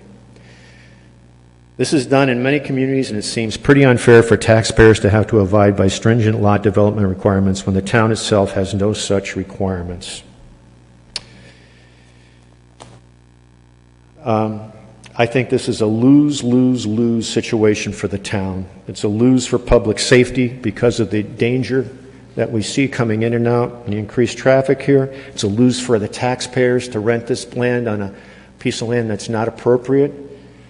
And it's a lose for the environment and the neighbors. Thank you. Thank you. Is there anyone else who wishes to speak? I'd like to. My name is Ray D'Amelio. I live at. Could you just repeat 21. your name, please? Sorry? Repeat your name. Ray D'Amelio. Thank you. I live at 221 Osprey, right in back of the fire station. I've been there 19 years. I want to go back to what that gentleman there said a few minutes ago about noise.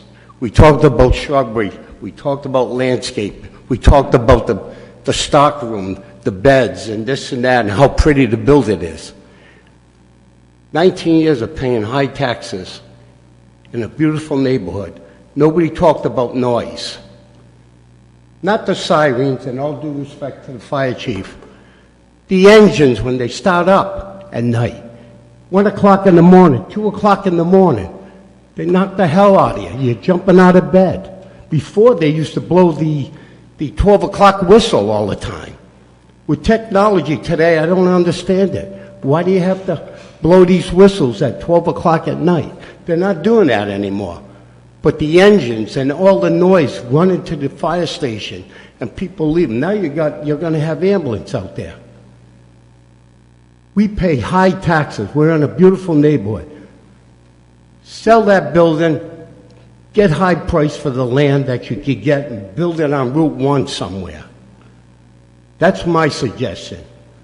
I mean, the taxes go up every other year, for crying out loud. We don't have a say-so.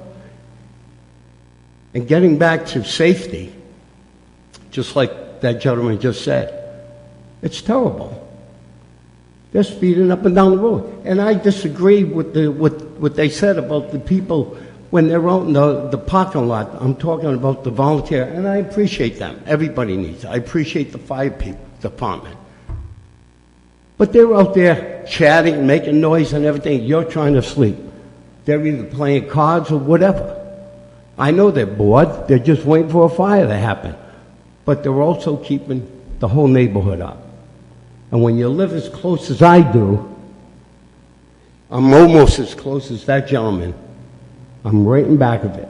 I can hear everything. But he talked about how pretty the place is. Tell him to live next to him when the fire truck starts up. See how much he appreciates it. I know they want to sell a project, but what about us? We're in the best neighborhood in that whole town. I rest my case. Please think about the noise. Thank you.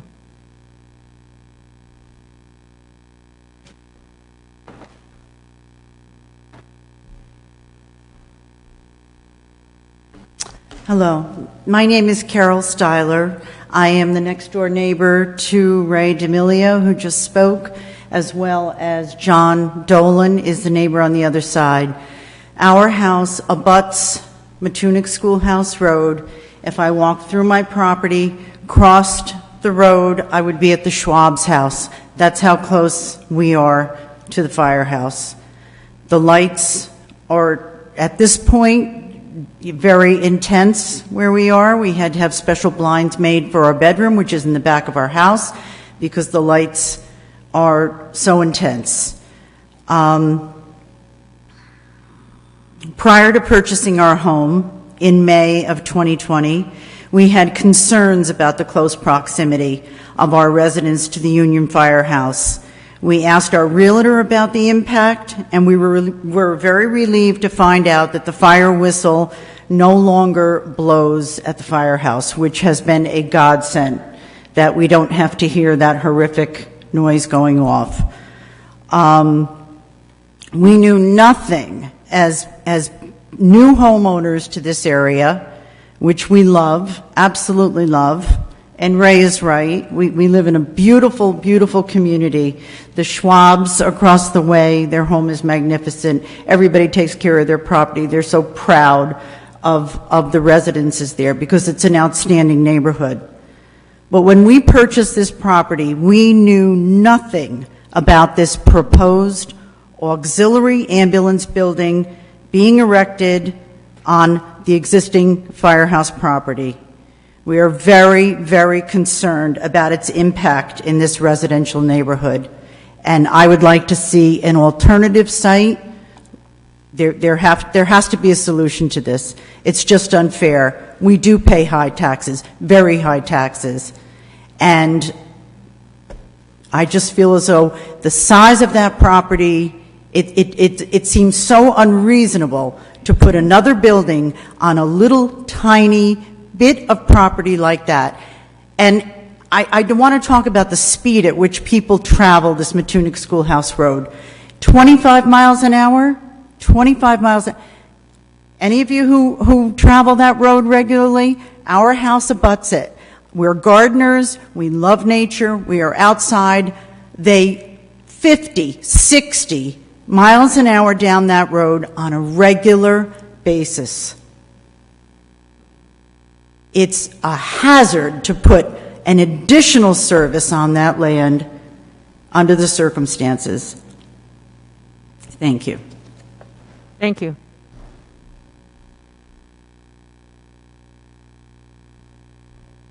Good evening, everyone. John Dolan. I sent the letter earlier. I do apologize that some of my ideas were slightly misguided. It's hard when you get a plan in the mail, don't really understand the context of the work that the fire district has done and the town has done to come to this conclusion, or at least this proposal, I'll say. I share the same concerns as Rich. I live in 191 Osprey, directly across from the fire station. Beyond the rise and the sun and the recreational use of that road, you also have the school zone. And you're also traveling on a very narrow road to Route 1 that is 25 to 35 miles an hour. Then you have to turn around on Route 1, crossing 2 lanes of traffic immediately to head back the other direction towards Green Hill. It's not exactly the most efficient path for an ambulance to travel any time of year. The other elements are the Land Trust has invested a significant amount of money all the way from Route 1 to the fire station. There's a considerable track that is used by wildlife today that come onto my property, whether it's deer, wild turkey, anything you can really name comes through. And the additional blacktop, the additional buildings, the light, and the other considerations will certainly detract from that in some degree. I personally appreciate the volunteer firefighters very much. I've grown up in the area, went to Boy Scouts in the building in the 80s and 90s, and have attended many pancake breakfasts. So I am all for them receiving the best facility possible, replacing the existing footprint with something new. I think our main concerns are the increased use from 24-hour live-in ambulatory services that simply don't fit anything else that happens in the area.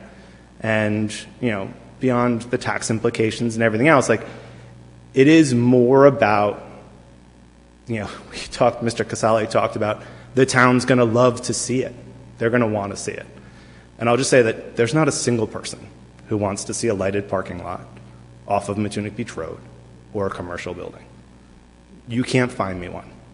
I would be hard-pressed to say that the firefighters would like to see that in reality. So that is my commentary. I do appreciate the time and consideration. Thank you. Thank you.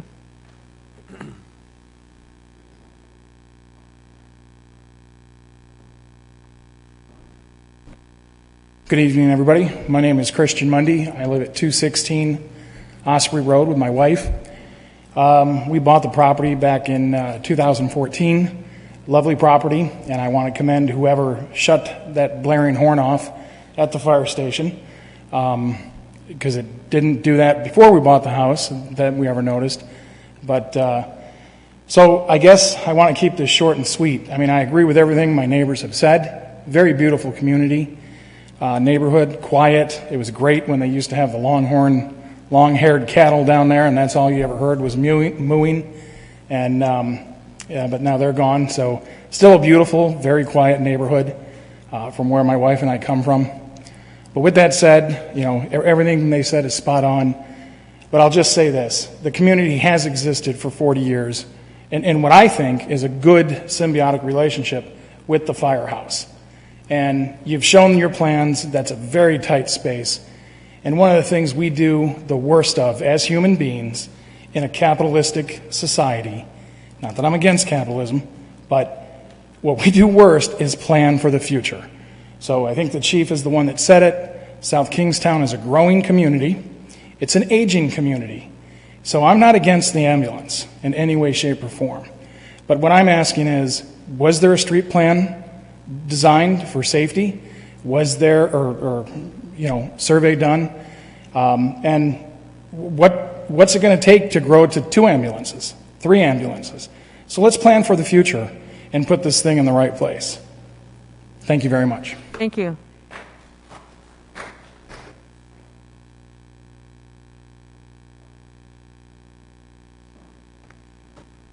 Is there anyone else who wishes to speak? Comments, additional thoughts from planning board members? If possible, I'd like to go back to the individual that lives immediately along the sidewalk. A couple questions.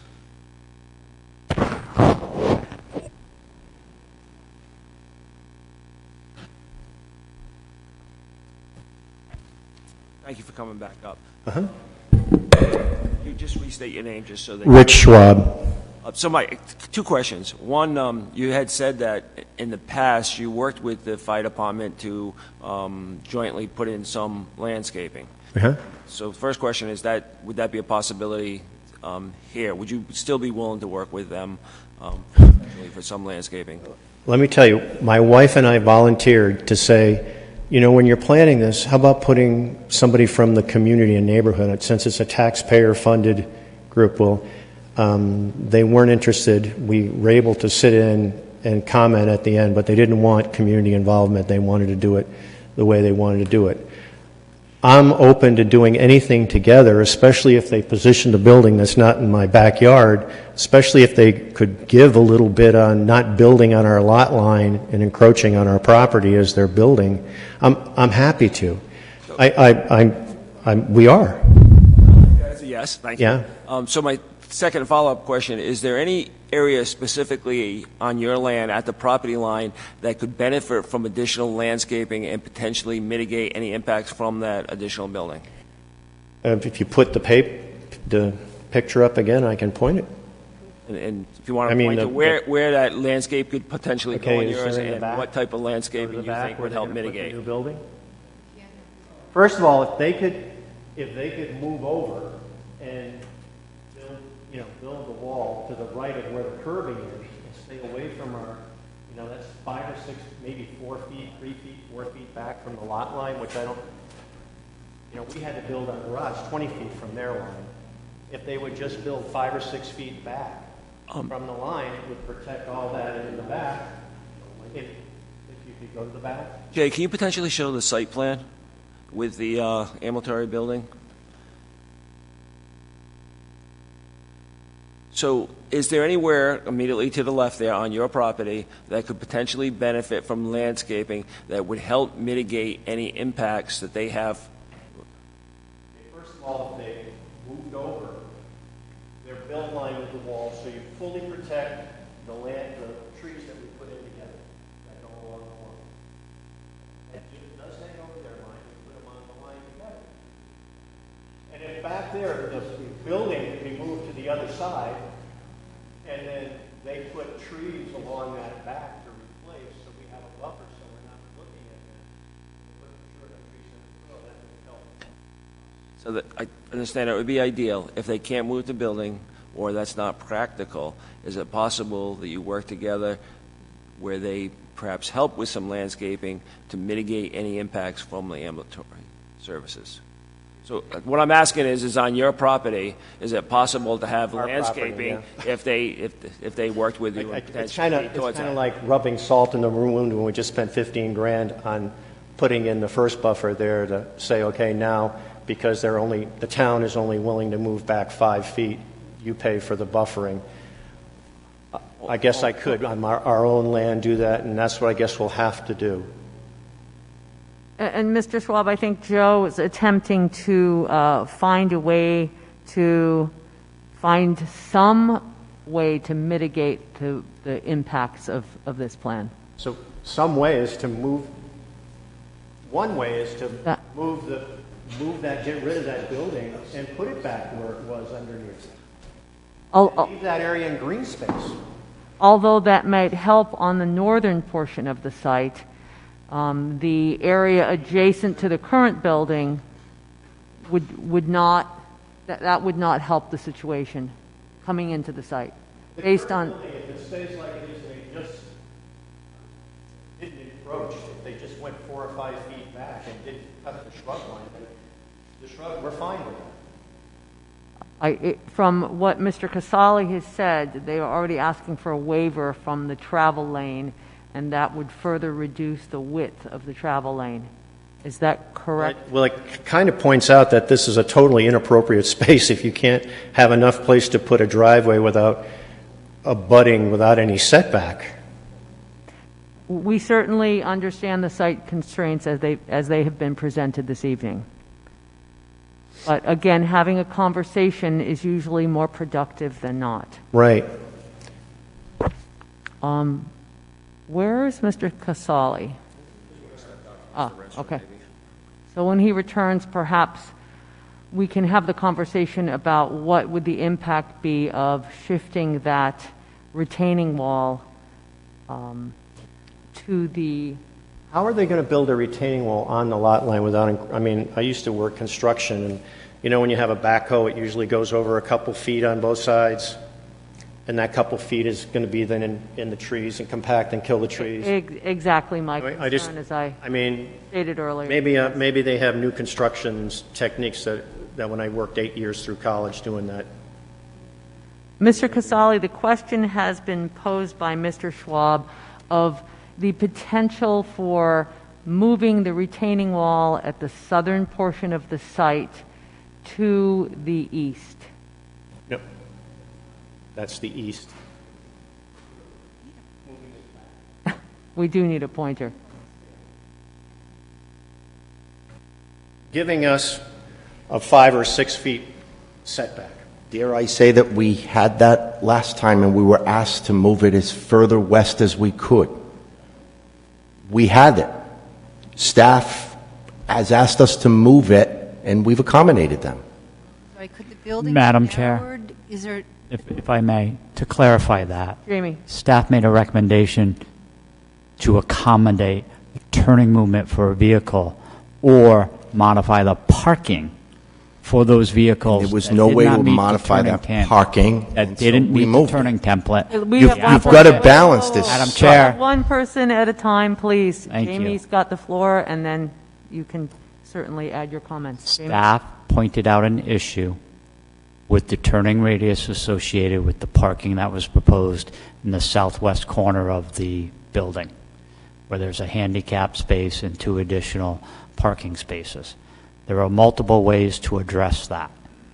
The applicant chose how to address that, and their proposal was to shift the driveway to the west to gain wider width in the access aisle, and also to keep that parking adjacent to the building and add those 4-foot cross hatches to accommodate the turning radiuses with a 22-foot wide aisle.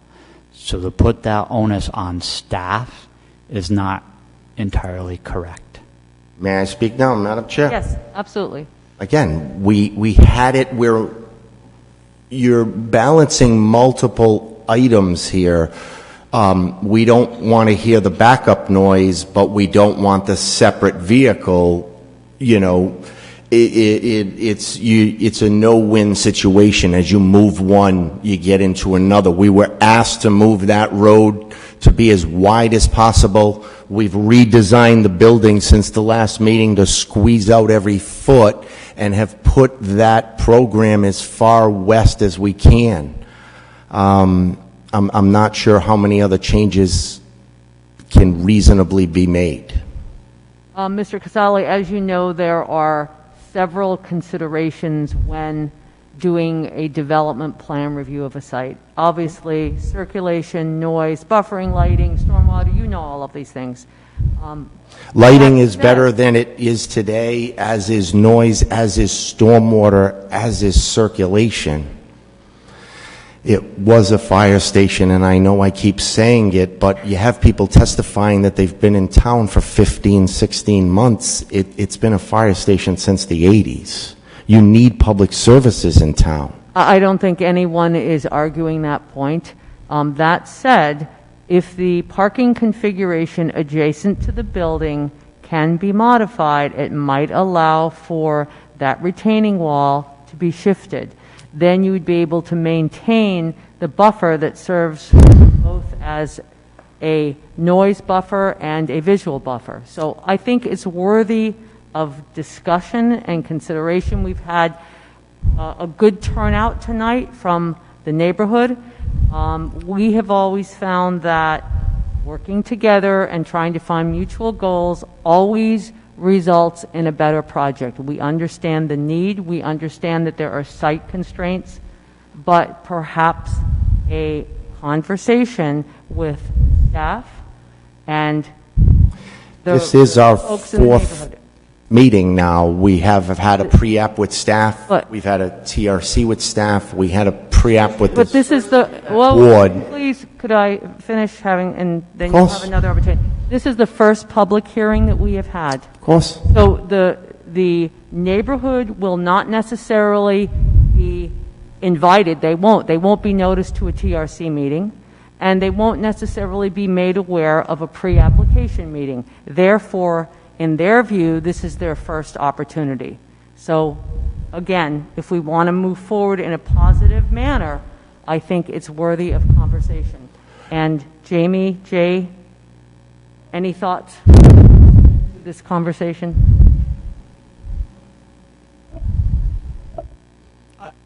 I will follow up with one comment that Mr. Caselli made. And again, there are multiple ways to look at this site and try and accommodate the program. And to his point, for every action, there is a reaction. For every alternative, there's another implication of other impacts. To Mr. Caselli's point, we heard testimony today from the adjacent abutter to the west that they and correct me, but I heard you say you would prefer the ambulance underneath. That implication means that ambulance has a turning movement, it has a backing in movement, so you alleviate one issue, but you bring up an issue of noise. So every time that ambulance goes back into that bay, you will hear that backup beeper.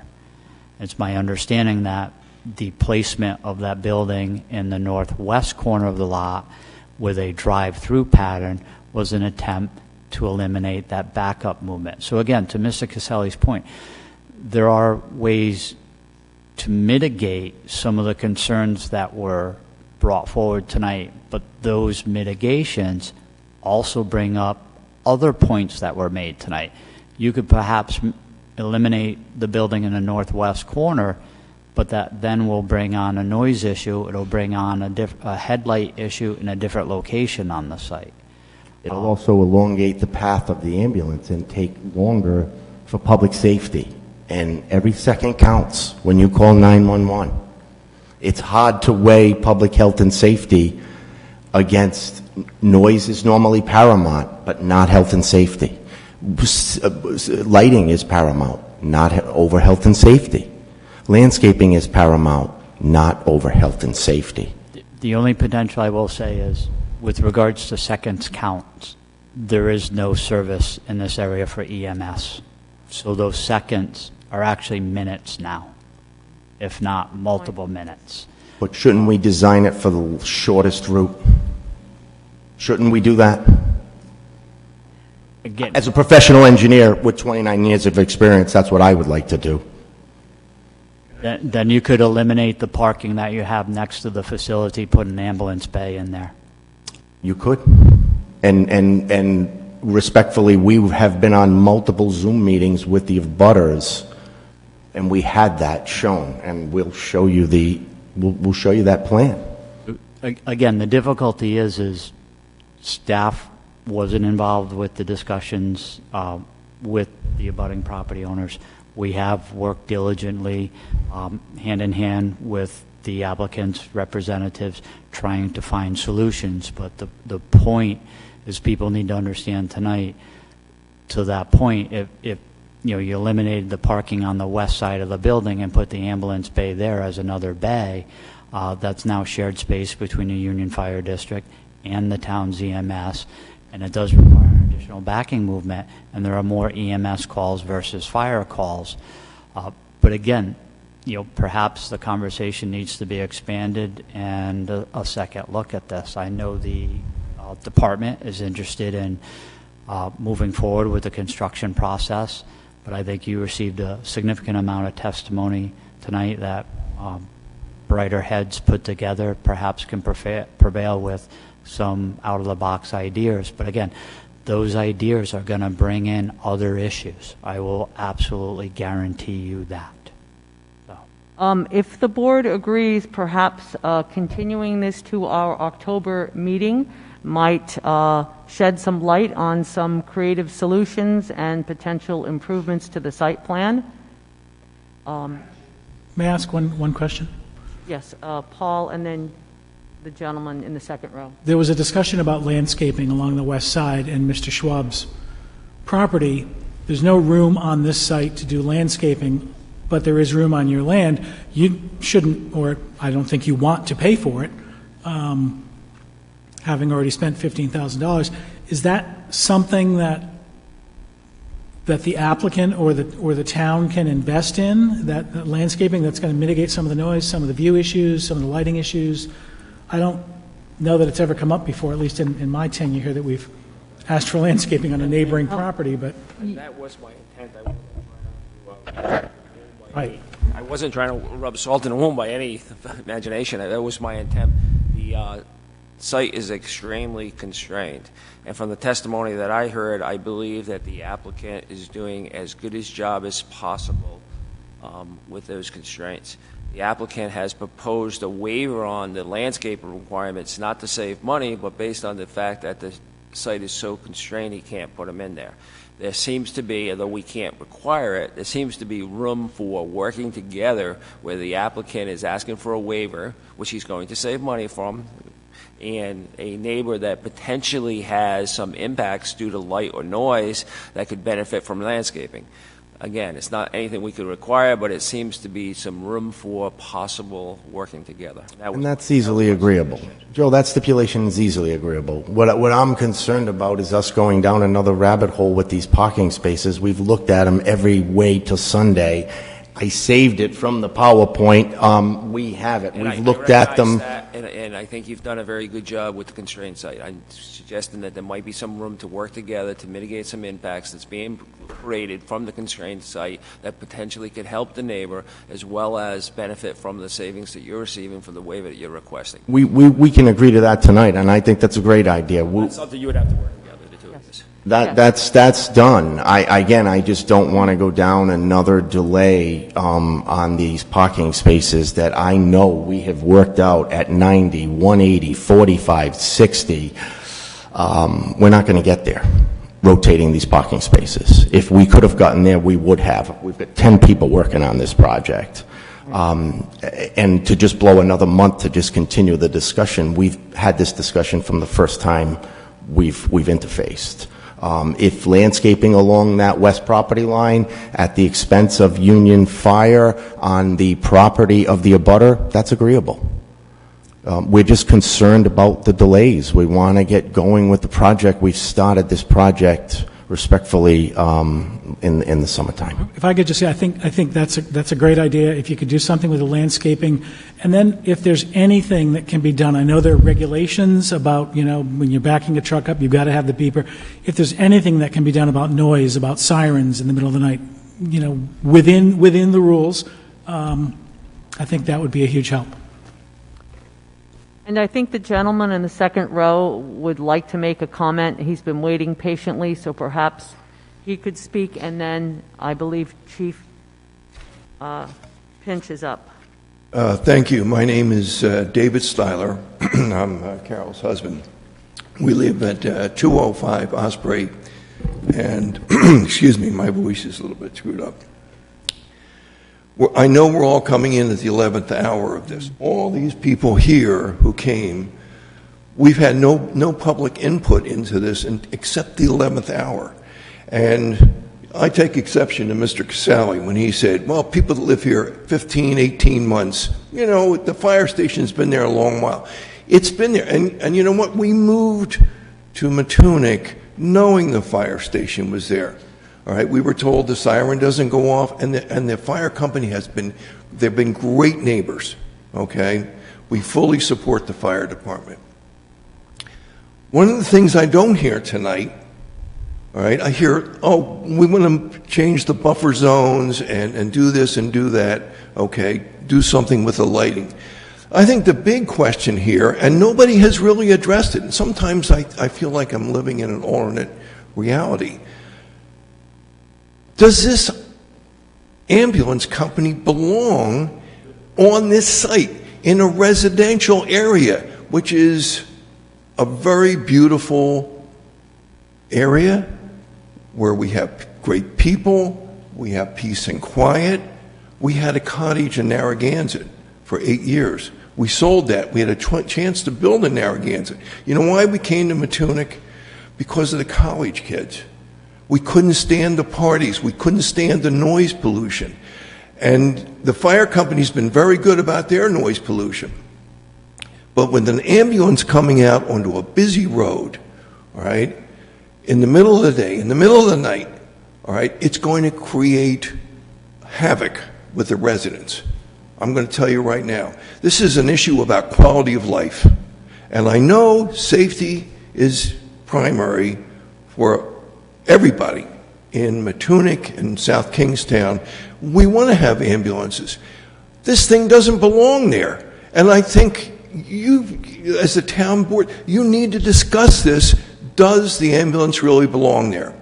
You know, again, we had no knowledge of this. We got something in the mail, and we're invited to a meeting. But now, he said, oh, we've been to 4 meetings. Let's get this done.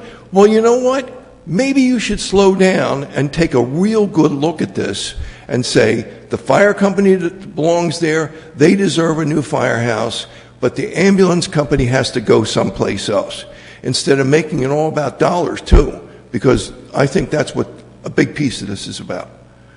So anyway, I thank you for your consideration, and I would hope that the conversation would shift from trimming trees to the real issue.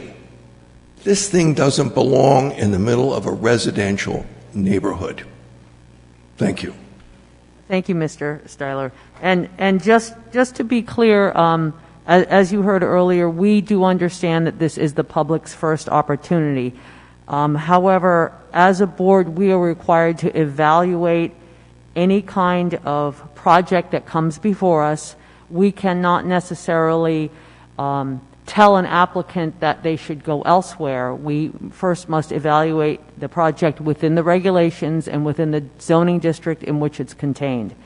And we are trying to do that, as well as listen to any and all input that we receive from the public this evening. So thank you for your participation. Chief Pinch? Well, again, there are many things I could touch on. Obviously, many of the things you heard tonight are inaccuracies and just not true. However, I won't go into those details. One thing I can tell you about the rescue and not being there, it is imperative that a rescue go in that area.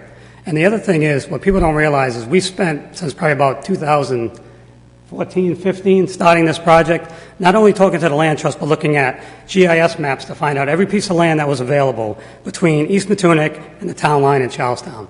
Commercial space, try to find that in Matunic or Green Hill.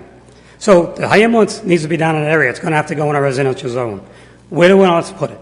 Because anywhere we go, we're going to get the same type of reaction. Nobody wants the ambulance next to them until they need it.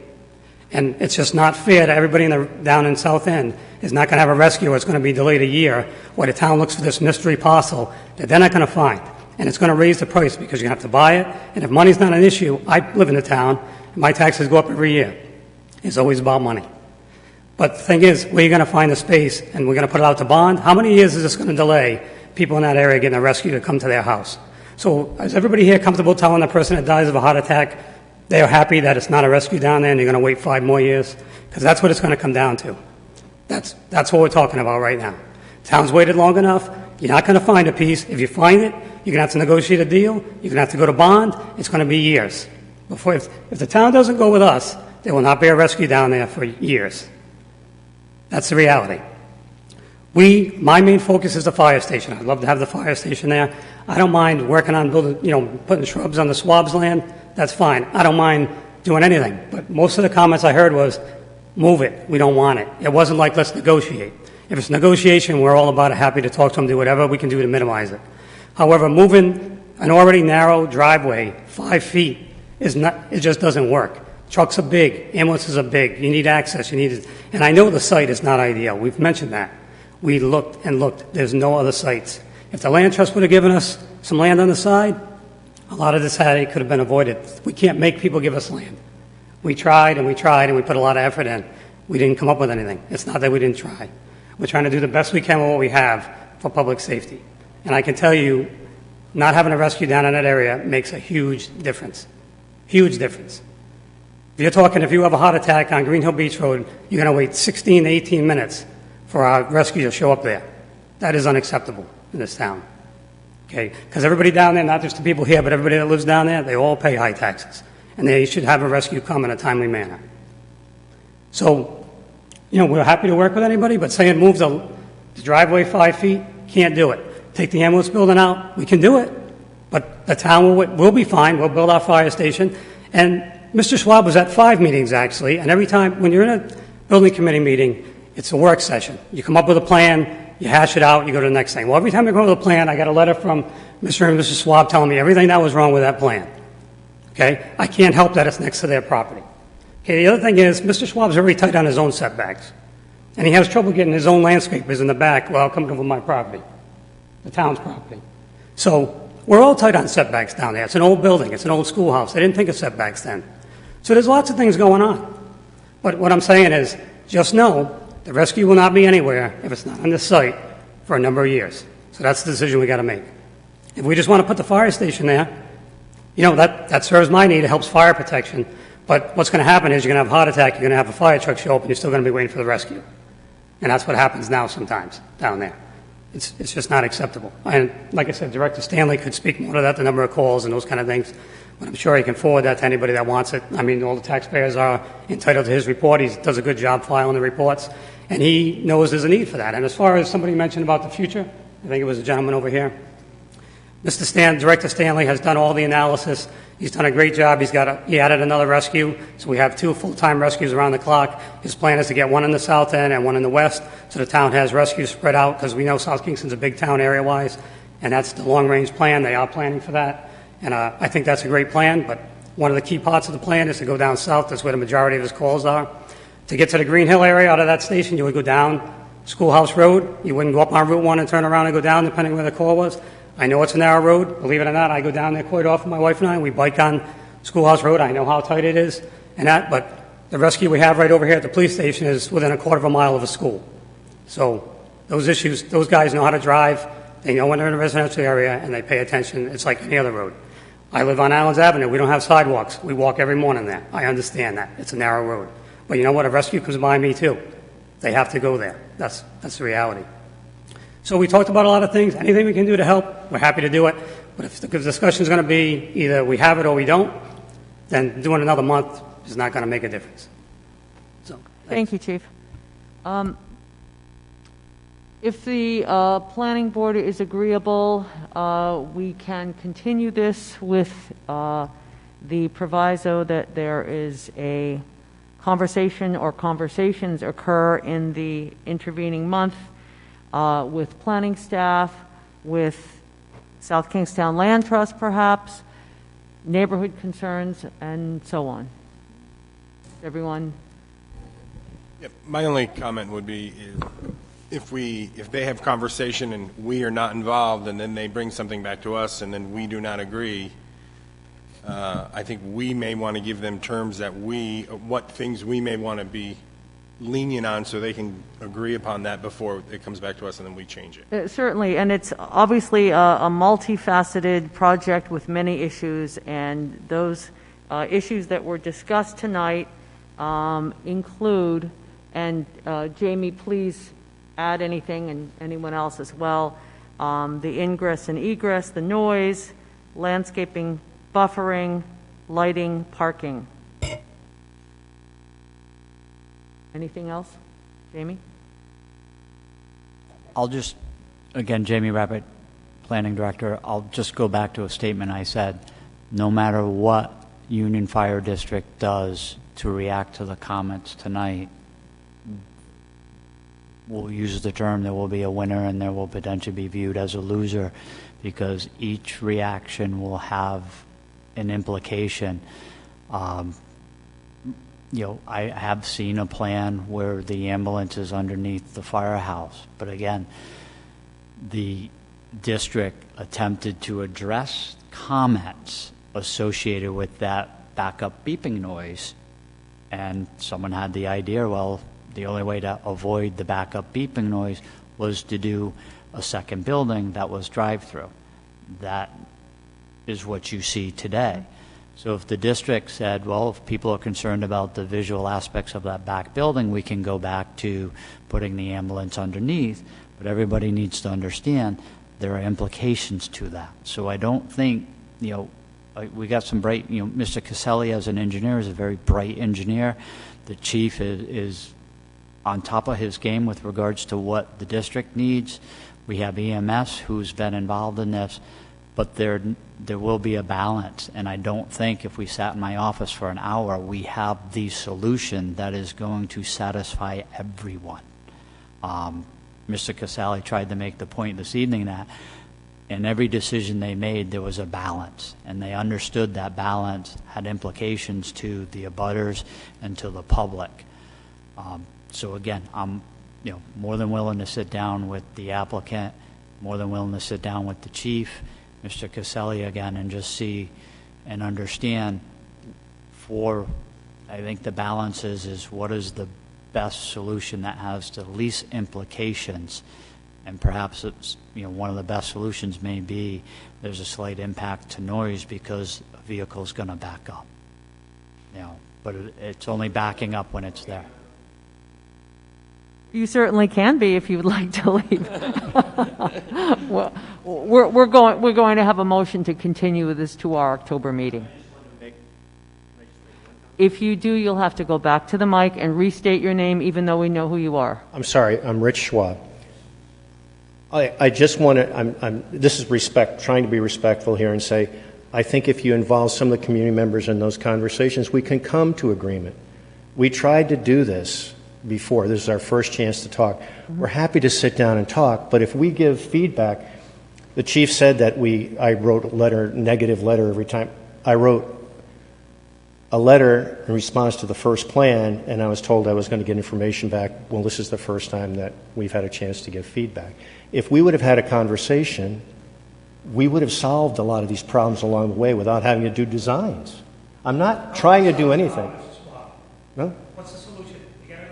Well, I think we could sit down and talk. Mr. Schwab? Yes? I think if everyone puts on their diplomacy hat and works toward a common goal, that we might have... We are more than happy to do that, and we have been. Very good. Trying to do that.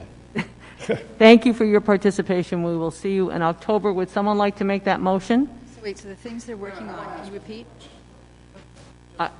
You will have an opportunity when we come back. Everyone has had a chance to speak at least once. It is now past 11 o'clock, and we actually need a motion in order to continue the meeting past 11. We still have another agenda item. So would someone like to make a motion so that we can get this continued to our October meeting? So am I making a motion that we continue past 11? Let's continue the item first. Okay, so what items exactly do you have that we are going to address in the next month? Well, I read them off and asked if anyone had anything else. It was traffic, ingress, egress, noise, landscaping, lighting, parking. Is the location of the ambulance bay still something that should be conversated? Well, Because that's- people said it should go to the right, it should go underneath. That's part of the Maybe site add that plan. in. Okay. Yeah, that's. Madam general Chair, site plan. staff has a full understanding of the conversation this evening. That's what I thought. Thank you. So who would like to make the motion to continue this to our October, what was the date again, Jay? 26. 26. Motion to continue to October 26th. Second. Thank you. Motion from Paul, second from Joe. Any further discussion? Hearing none, all in favor say aye. Aye. Aye. Motion carries. Motion to continue past 11. Was that a yes from Peter?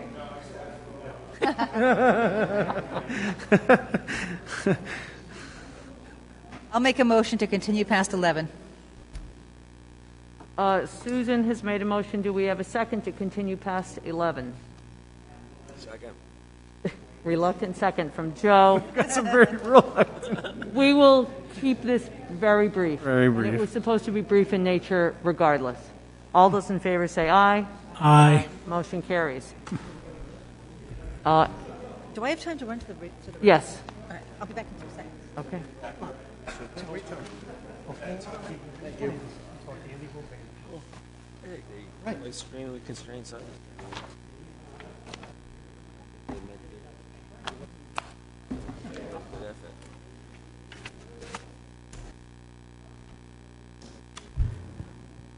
South County Hospital, you're up.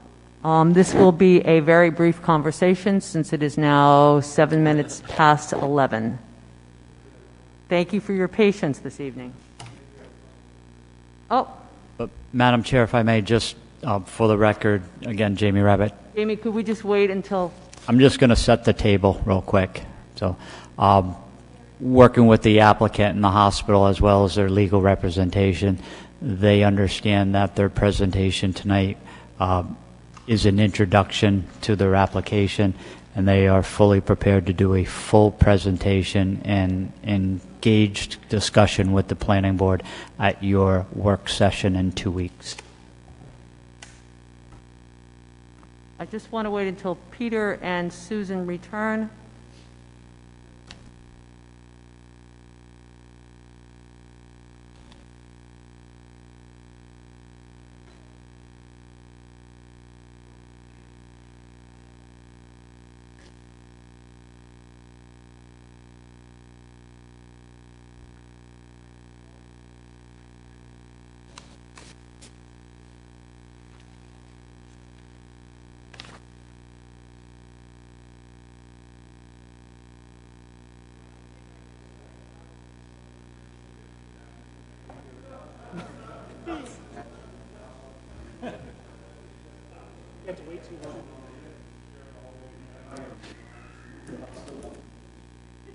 She shouldn't have brought the water bottle with her, I guess.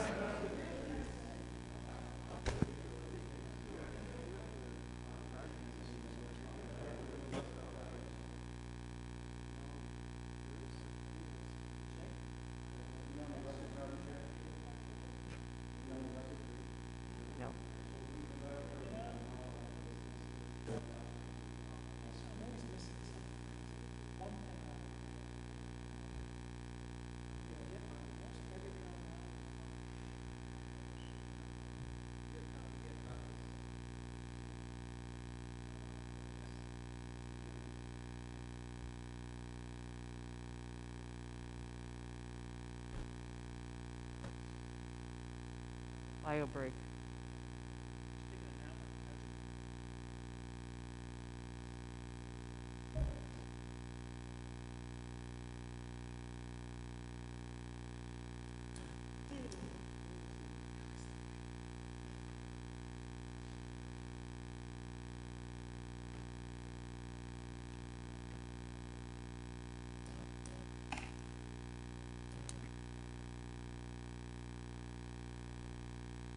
Mr. Evans, you have the floor.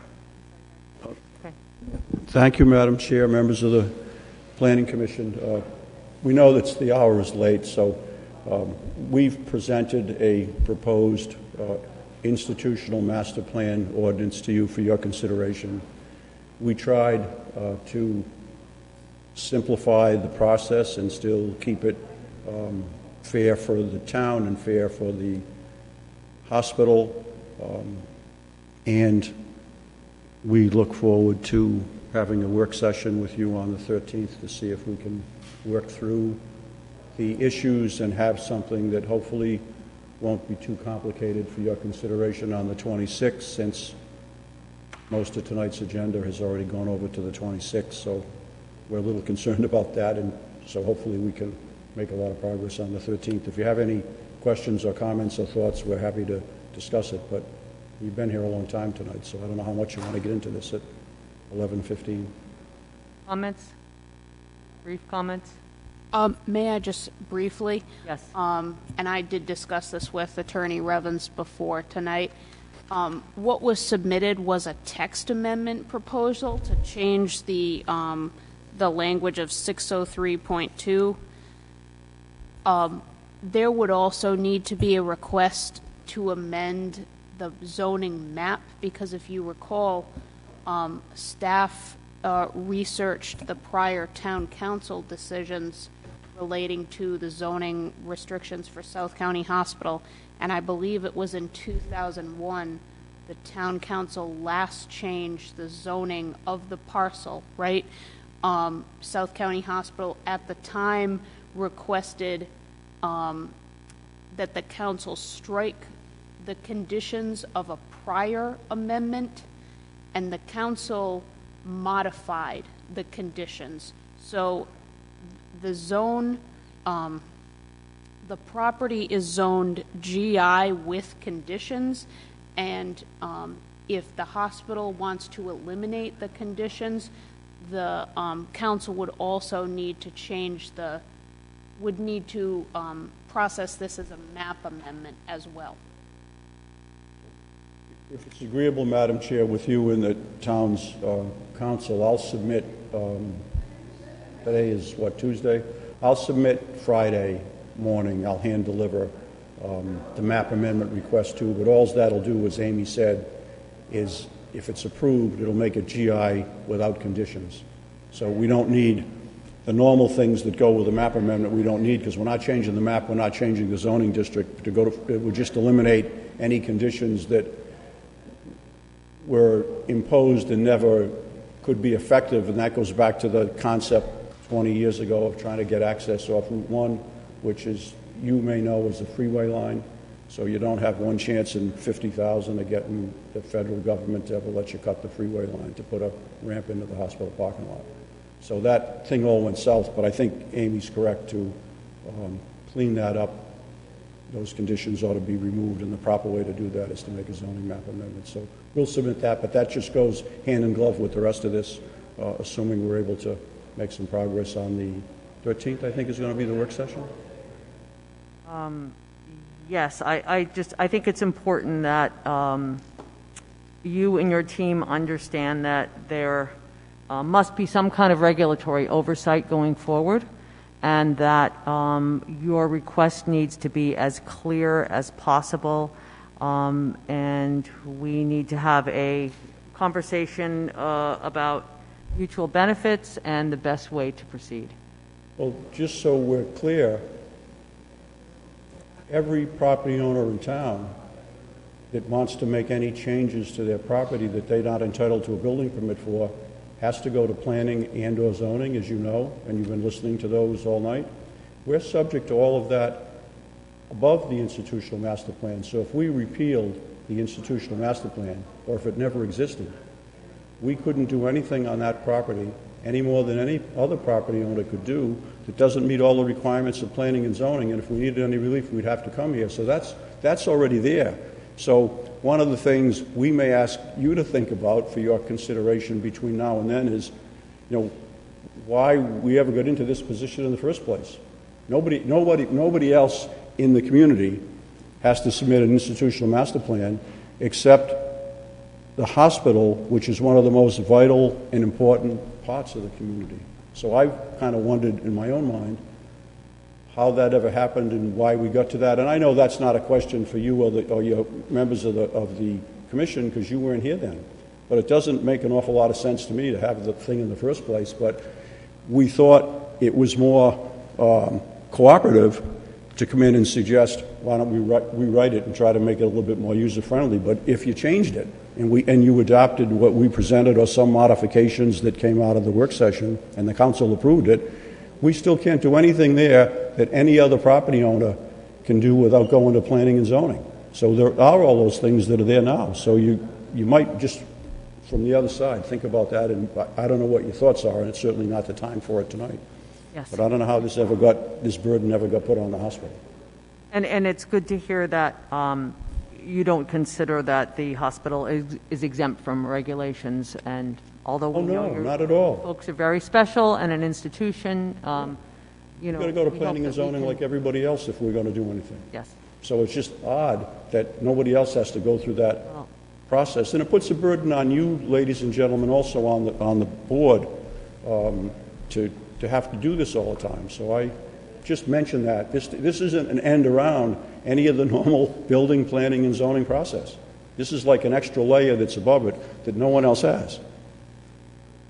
So, but we look forward to working with you, and we're just trying to find a cooperative way to get this done because it's a built-out campus, pretty much, but there's tweaks that need to be made because the healthcare delivery system, as all of you know, is radically different than it was 10 years ago, and you have to keep up in order to be a viable community hospital, and we're lucky in this community to have a hospital, and it's important to all of us that it thrive and that it continue to meet the needs of the community as they evolve in the future. We're confident that we can work with you to get that done, but we're just a little concerned about the timing because we got a lot of things going on now to try to keep the hospital in the 21st century. Very good. Thank you. Thank you. Quick comments from? So what time do you normally start on your work sessions? Is it 7 or is it earlier? 7 o'clock. Will there be other things on the agenda that night, Madam Chair? Do you know? Work session agenda? Next work session? We'd obviously like to allow for a robust conversation with regard to the hospital. Given the time of the evening, yes. Anything we have to report will defer to your work session. Well, we're wondering how that work session looks in terms of... Maybe we could move them up on the agenda. Yeah, we could, so that you're not last. Madam Chair, given the breadth of the discussion that will potentially occur with South County Commons, that may be your only, South County Hospital, that may be your only agenda item that evening. We will defer any discussion on additional architecture or design standards. That would be helpful. As we manage. We could always put it on the agenda and then defer it versus not putting it on there. Can we just get a memo explaining the history of this and some of what, Again, our goal tonight was to get the text amendment before the board as soon as possible to, instead of giving you a week to digest it, in essence, you have 3 weeks to digest it. It also gives us the ability to spend that time between now and your work session to develop our staff memo. So we plan on doing that, Paul. Thank you, Jamie. That would be very helpful for everyone to have as much supporting material and background as possible. Pete? It says the 12th on the town website.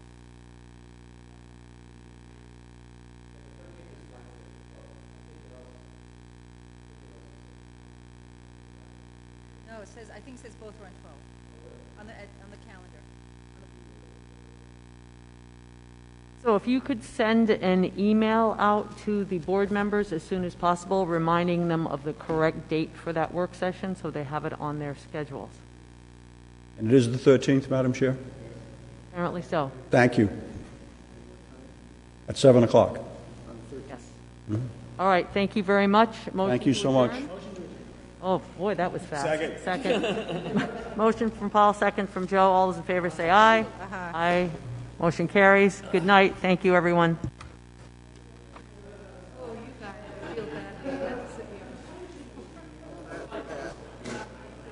Well, that guy earlier said, how long? And I'm like, midnight. So this is good. Yeah. You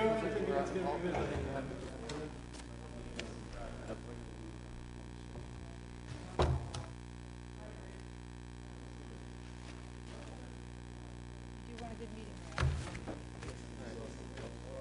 I'll talk to you tomorrow.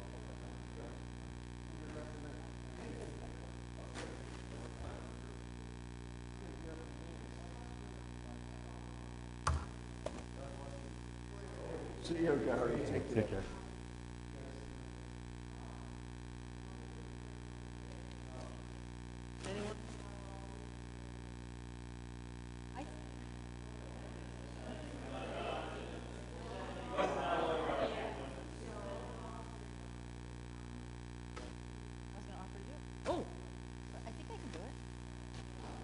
Unless you want to just put it out there, so we have new members too.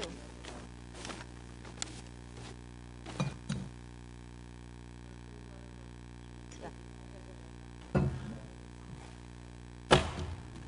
my God, this is exhausting. We need snacks.